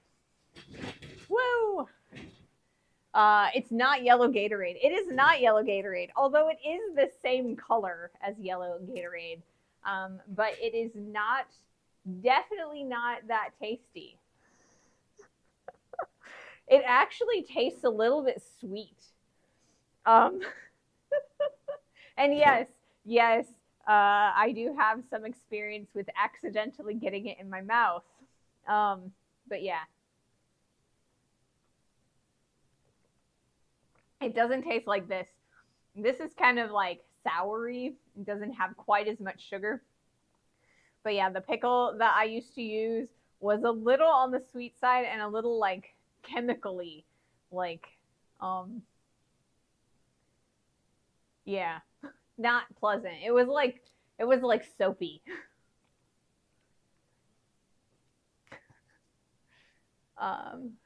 The forbidden lemonade. That's what it is. It's the forbidden lemonade. I got a liter of the stuff. So yeah, hopefully it'll work for us. when we eventually come back down here. Like I said, on Monday, the plan is actually to be out in the hot shop, finishing off the pauldron, and then for the rest of that week, I am planning on being out in the main shop, and the plan is to make another set of silverware. So a fork, knife, and spoon.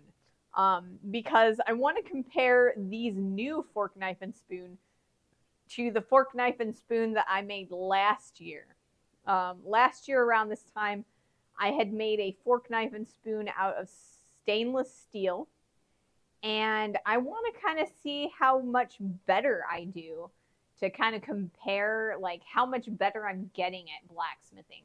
I've done a lot of practice in the last year, and I want to see how far I've come. So we're going to do that. We're going to pull out all of the old stuff. We're going to make some new stuff.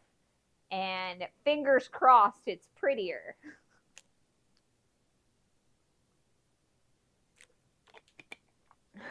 Can we call it hot shop, especially today?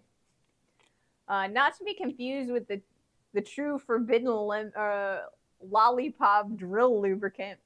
The forbidden caramel, stuff for fixing things while working on it, etc. Everything is forbidden over there.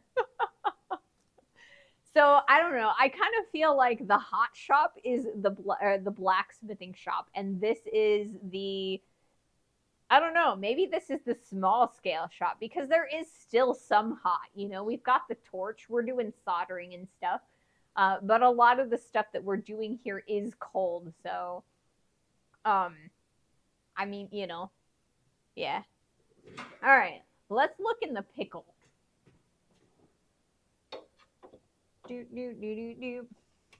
All right, so the piece that I reticulated, it is still kind of filthy, but we can definitely get this ring out, or at least some of these rings out.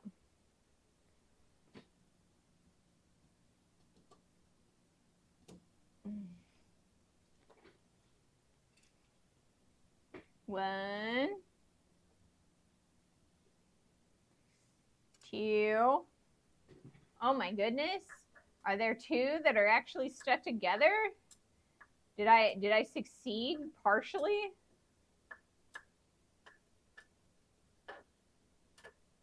Oh, come on.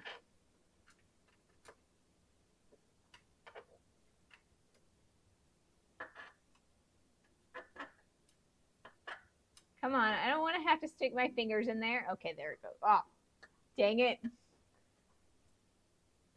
I'm going to put a camera over here one of these days, and then you're going to be able to see me struggle to get these stupid thingies out of here. Where'd it go? Hee hee. Is it going to go? No. Urgh.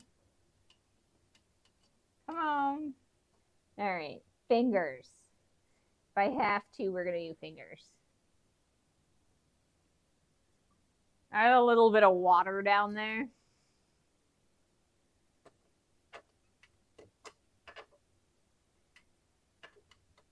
The pickle pot is I have to fight it. I'm fighting the pickle pot. Come on. Haha. That is still filthy. It's also being plated. All right, it's going to stay in there for a little bit.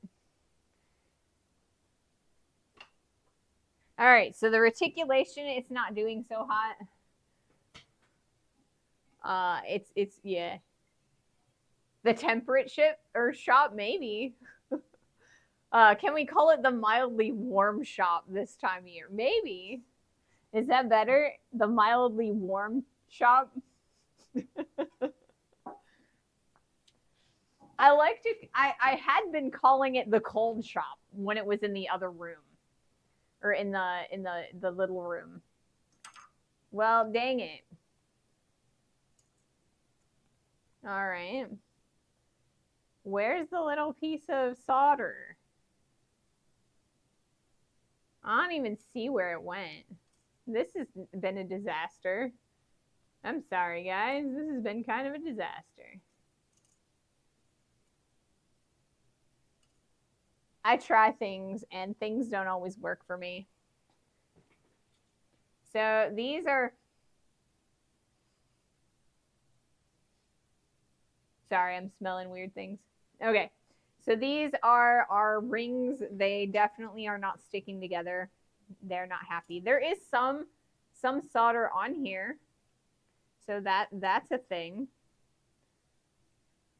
They're mostly clean, but they've definitely been plated. We can definitely tell that. So yeah. So yeah.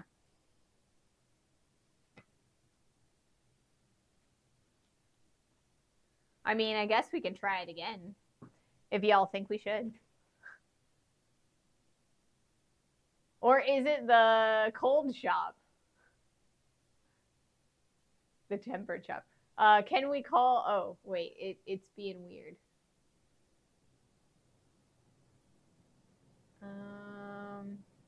Where is the end of the?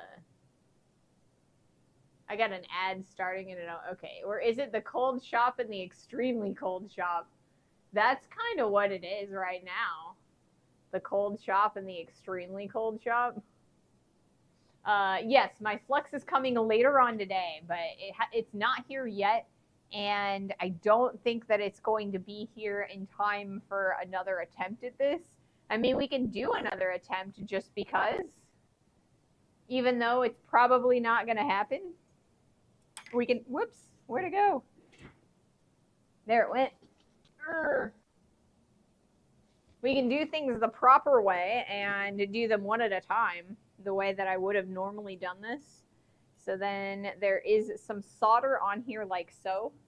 So we can kind of like maybe pop some just like so.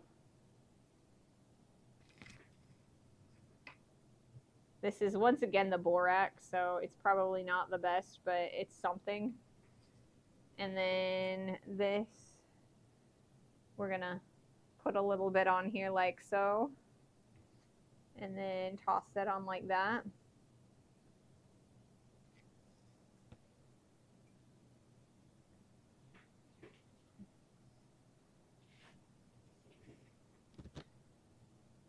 Because, you know, I mean, we're not really, where is it? Okay, there it is. We're not really going to see anything exciting for the most part today. I mean, like I said, my stuff isn't showing up today for whatever reason. So, I mean, we can try it again anyway, just for the heck of it.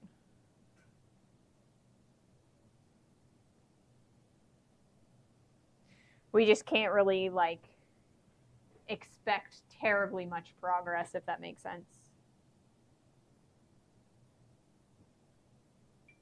All right.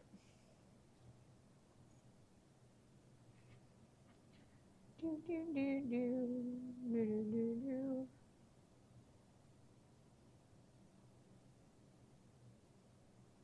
And once again, it's, there it goes. You know what? Again, I'm having issues.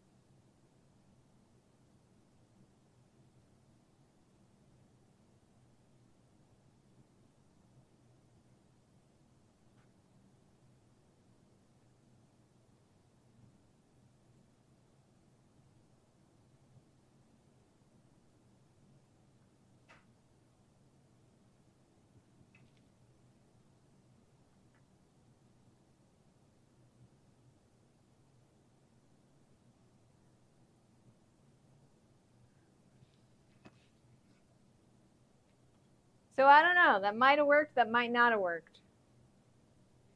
I didn't really see whether it worked or not because I didn't have an optimizer on.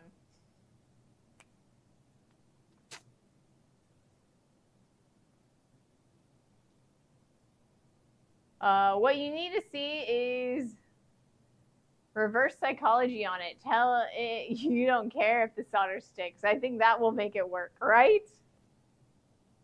All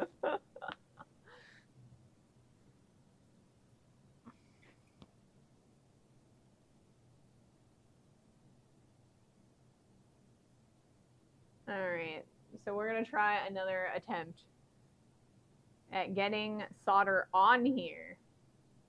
Just on there. It doesn't have to stick to anything except for the little thingy. Just the little thingy.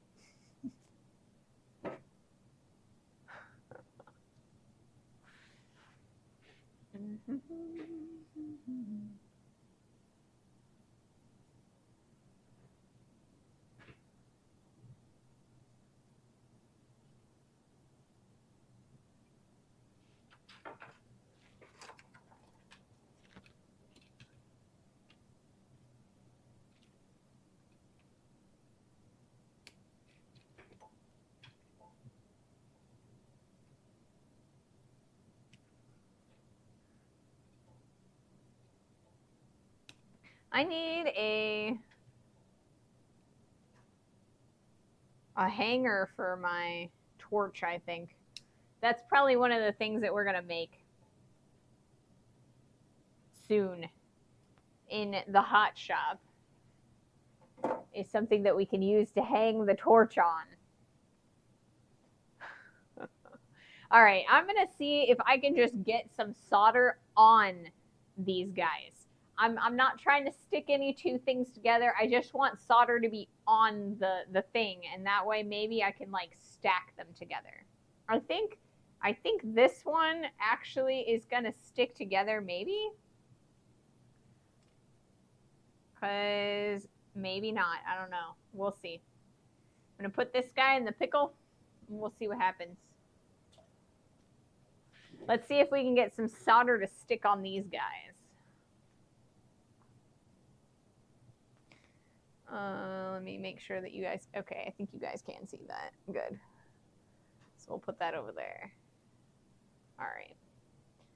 I'm going to put my optimizer on this time. That way I don't feel like an idiot. Well, not like an idiot, but like, it just doesn't feel comfortable soldering without this thing for whatever reason. I need a better striker for their system for this. When I was working at Jared, I had an electric striker, and my electric striker, what it would actually do is it would, I just set the torch down on it, and it would automatically, like,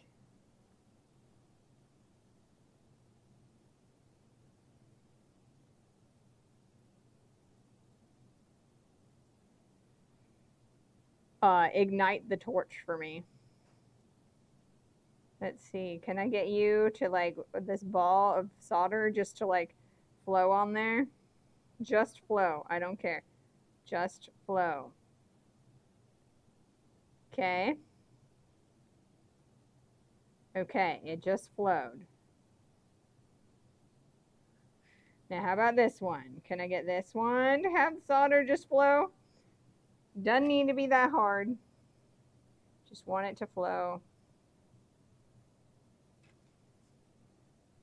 Get you on there. Just like so. Whee! So this is actually a lot, it's going a little bit easier, right? Without trying to solder things together, right? This is what I wanted to do.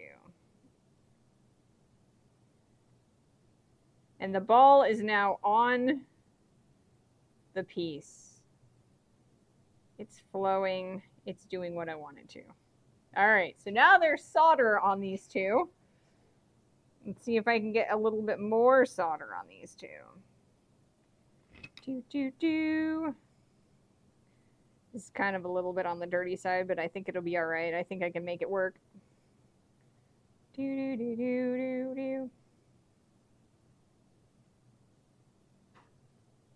Okay, the solder has flowed on the ring. So there's solder there, there's solder there.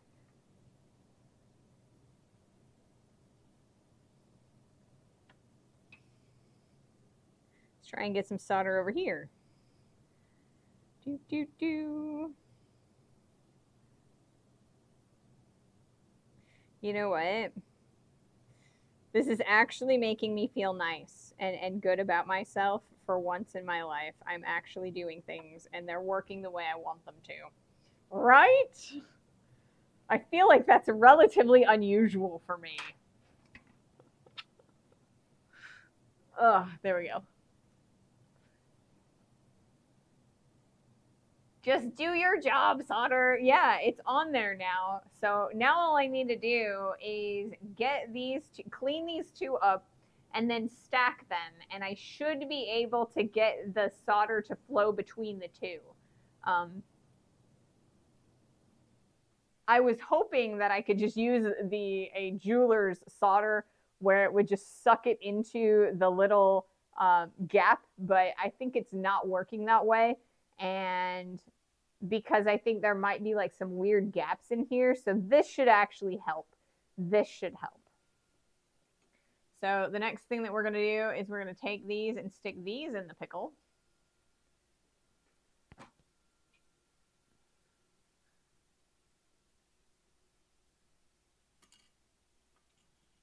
And clean them up.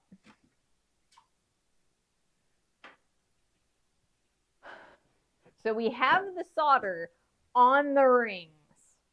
So that is something. That's definitely something. Pickled copper, my favorite, next to pickled cucumbers, of course, right? Exactly. It's been quite a while since I've done any soldering, so I'm going to blame this whole thing on being rusty, and I'm starting to get nice and warmed up again. So maybe things will go my way the next, I don't know, maybe not.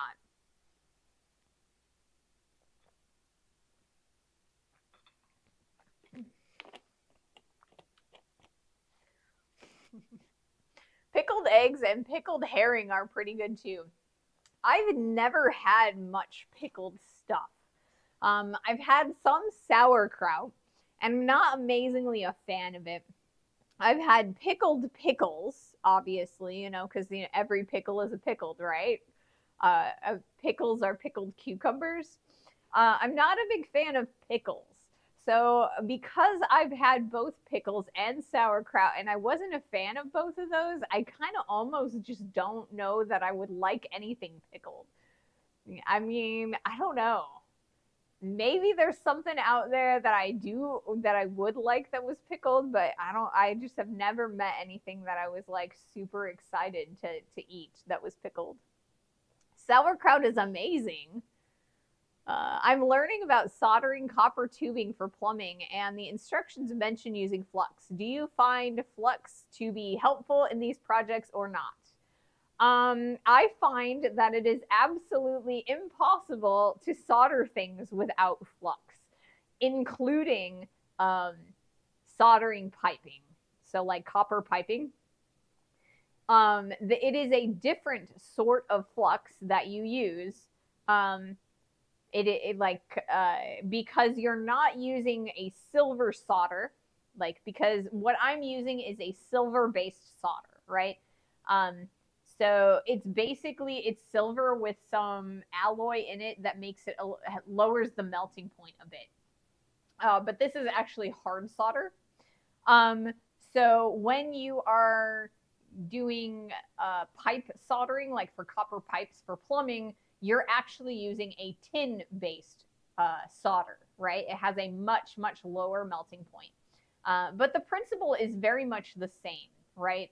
So when you're going to solder something, what you want to do is you want to heat up the entirety, like a decent amount of it. So like if you've got I'm going to say about 1.25 inch pipe, which is somewhat standard for like a hot water heater. You would want to run about 1 inch on either side of your gap and heat all of that all the way around, and make sure that you've got nice flux around there. And then when you touch your solder, like your pipe solder, onto it, it should the seam should actually suck up that the it should suck up the solder into that gap, and it will create a nice seal. A lot of people are a bit messy about it, and they'll just like glob it on, but you can make a really tight seal with, a really little bead.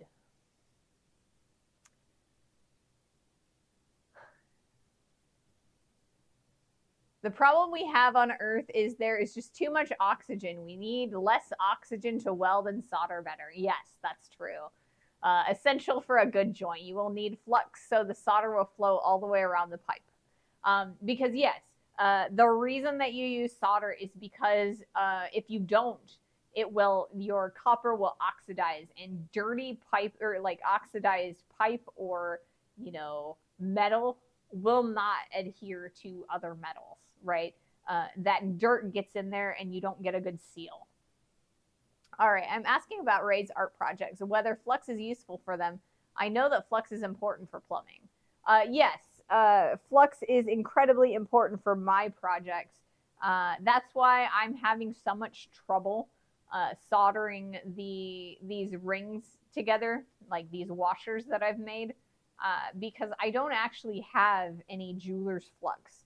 What I have is borax, and borax it's fine for doing forge welding, but for this fine little material, it kind of is pushing our washers apart and making it harder to get a nice seal on them. It is keeping it relatively clean, but it's just not working as well as a jeweler's flux would. So yeah.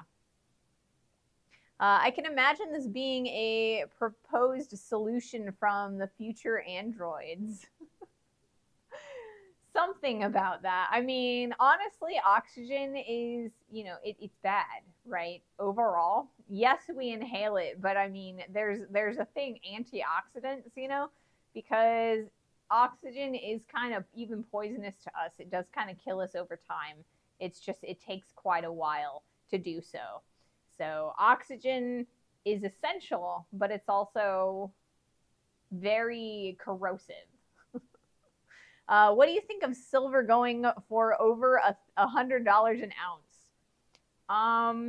I remember when sterling silver went for $36 an ounce when I was in school, and I thought that was very expensive. And yeah, so $100 an ounce puts it like solidly outside of my budget right now. So when we are working out here, we are going to be working on brass and copper. Now, solder, I have a bunch of silver solder. This is all silver solder. So once I run through that, we probably won't be able to solder anything for a while until silver starts going down. But yes, commodity pricing, I've been priced out of working with new material. I cannot go to the steel supplier and get steel anymore. I have to use whatever reserves I've got for the moment. And I'm hoping, dear God, I'm hoping that that the price goes down soon.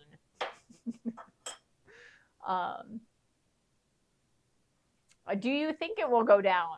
I think that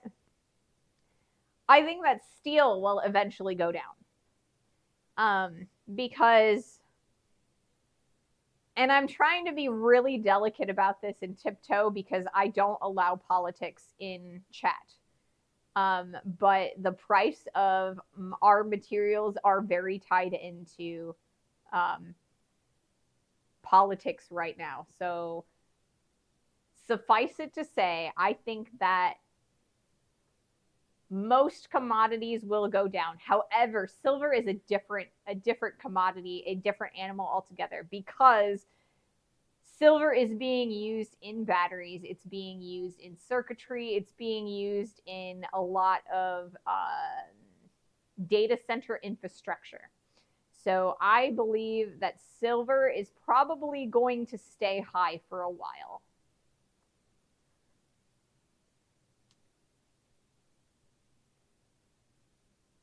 Oxygen is deadly in 0.001 parts per million, but we need, 30% oxygen? Yeah. Yeah, so I really think that silver and gold are probably going to stay relatively high for quite a while.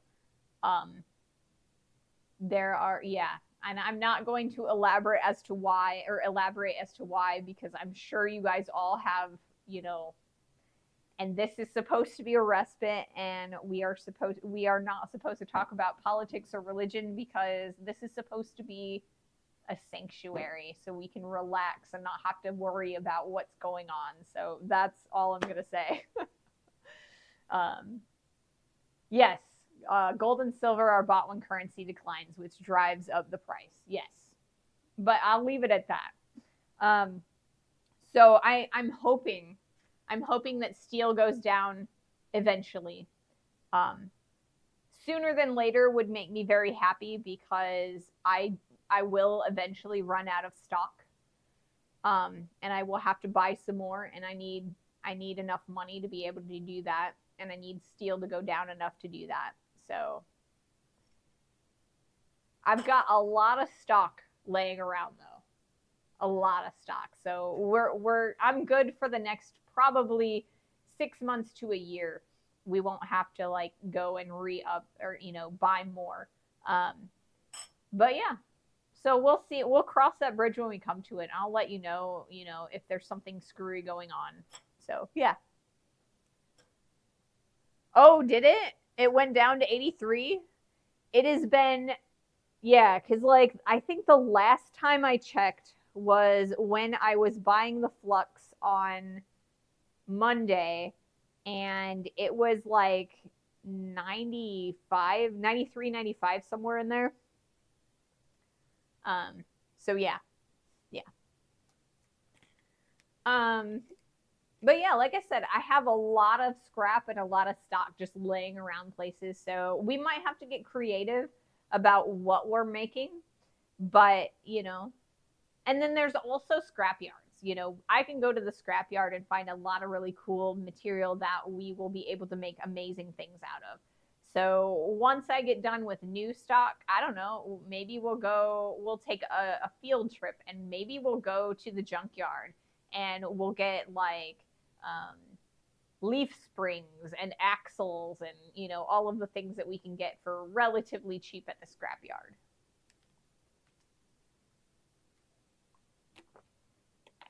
Good thing they don't go with silver for wiring houses, right? Good thing. All right. Let's see what we've got here, what's clean and what's not.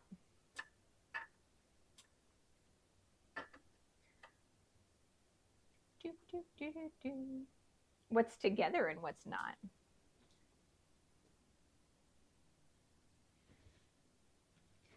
All right. Are these two together? Did they solder? Goodness, they did. Those two soldered together. They are together. That's exciting. Super exciting.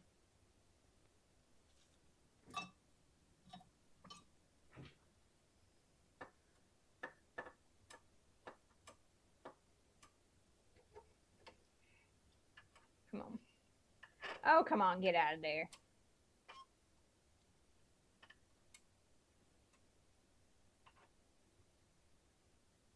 All right.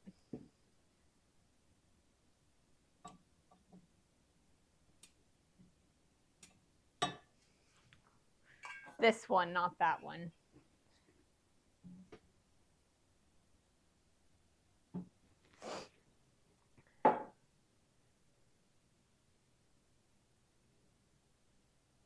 There were times when copper was so expensive that they used aluminum for wiring. I'm sure they have, yeah. I should have sold my scrap silver earlier in the week. Maybe new sources of silver will be discovered, like interstellar mining. more efficient recycling or harvesting from silverfish, silverleaf maple trees, and silverback gorillas. Maybe. So there are a lot of scrappers that were deliberately not buying silver over the past couple of months because there is a growing sentiment that people are starting to believe that silver is unstable and unsustainably high right now. And so a lot of people were not buying because they thought that they were going to end up paying super high prices and then not being able to sell for high enough to make money off of it. Because scrappers have to make money, right? Scrappers have to make money. All right, we're still kind of filthy on this guy. Let me kind of show you what I've got going.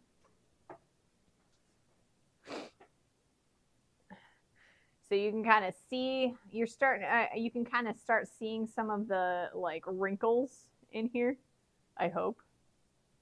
Maybe if I move it this way. But yeah. I do actually try to pay somewhat attention to this stuff. It's a little bit smoother than I want it to be, but the dirt is coming off of it. So let's wipe it off with a paper towel and see what we're left with. All right, so you can definitely see here too that like all of that solder is on there. Okay, so I've cleaned it up a little bit. I think I still need to do a little bit more in the way of pickling, but you can kind of see a little bit of the wrinkling ish. Not a lot of it. We didn't get too much wrinkling.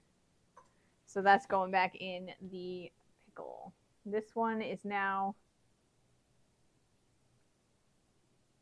soldered together. All right. So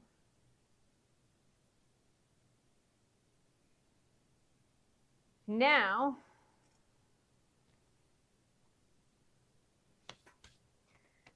hey Lithochrist, welcome to the stream. Maybe new sources of silver will, okay, I think I read that one. But yeah. Oh wow, it is. We've been streaming for 2.5 hours. Goodness. I did not realize it was that late already.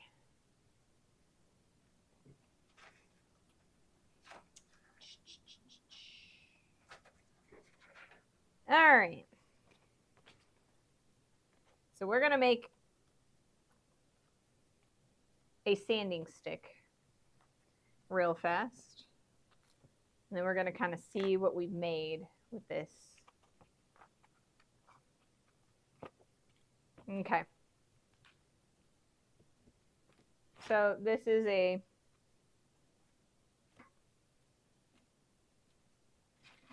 stick with a sheet of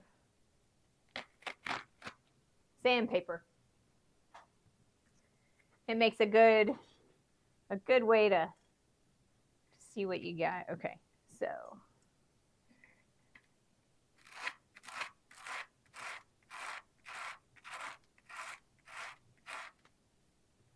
okay, that looks like it's copper.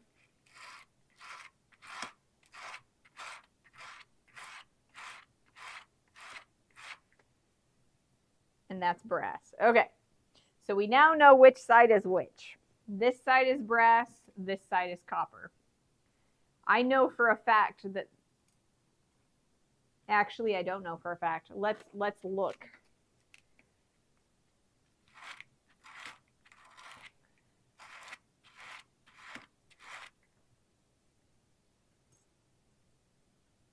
I think that one's brass.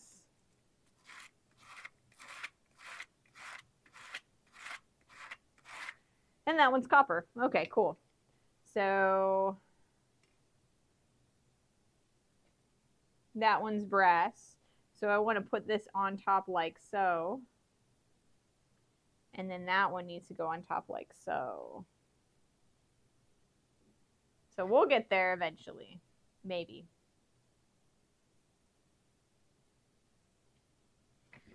Probably not today, though. But maybe I will.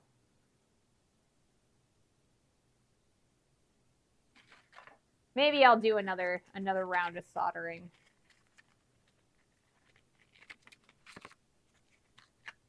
Before I raid off today. We didn't make much in the way of progress. Ow. Okay.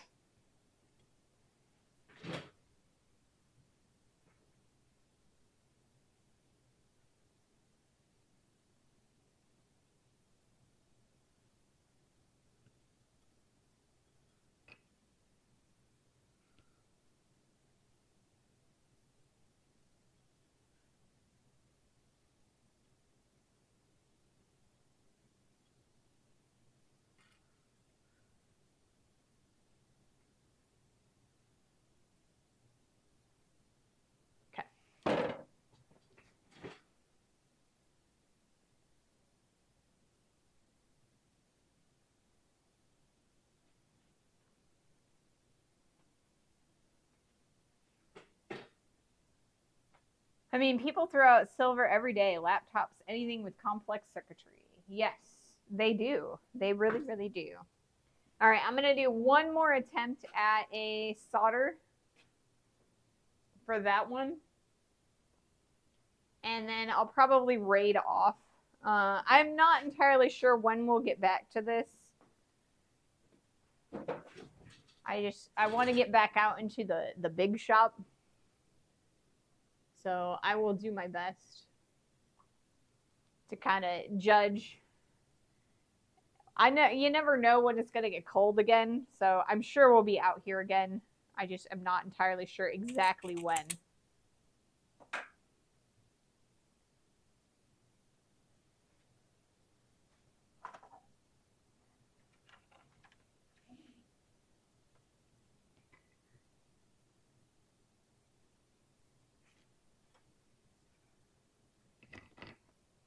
Oh, I'm out of solder lumps. All right, that's fine.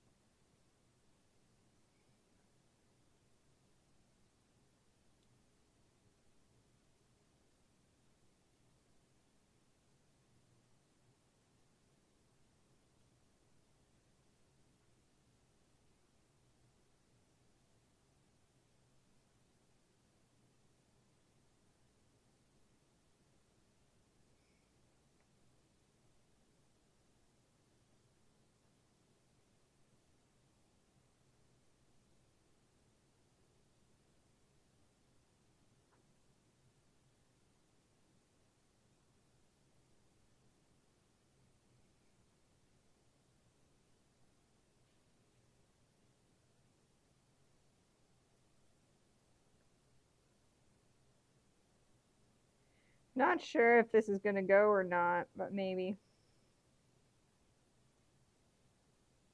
It might go, it might not. Looks like it's gonna.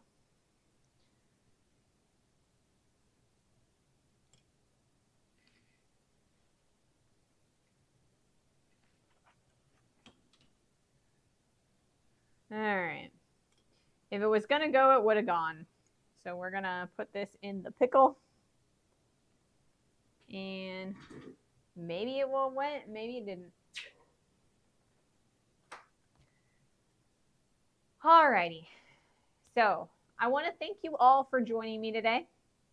And thank you for putting up with all of the stuff that has happened throughout the time in the silver shop and or the silversmithing shop. Thank you so much for, you know, helping me kind of test this out and see how it's going to work. And so I will be back on Monday out in the other shop. At least I am 95% sure it will be in the other shop. Unless something crazy happens and it gets super duper cold, we will be continuing to work on our pauldron. We'll finish that and we'll start working on some silverware all next week. So thank you all for joining me. Have a wonderful rest of your weekend. Thank goodness it's Friday. And yeah, so thank you all. Thank you and have a nice day. Hope you have a great weekend. Yes, thank you guys. I'm gonna have to update my outro, guys. Have to update my outro. Make sure everybody's got all of their names in it and stuff. All right, who are we raiding? Let's see.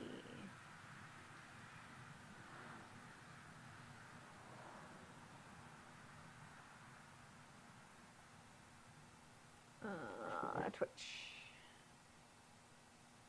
Who all is on?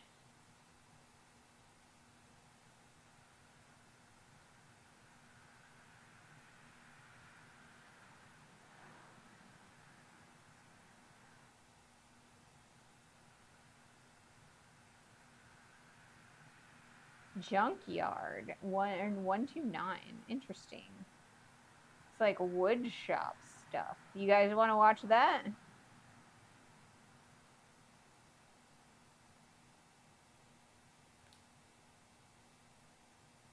Let's raid Junkyard 129.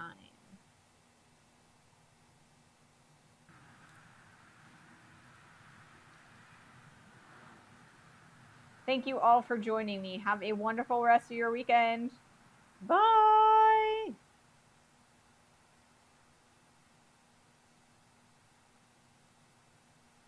Oh, we raid in with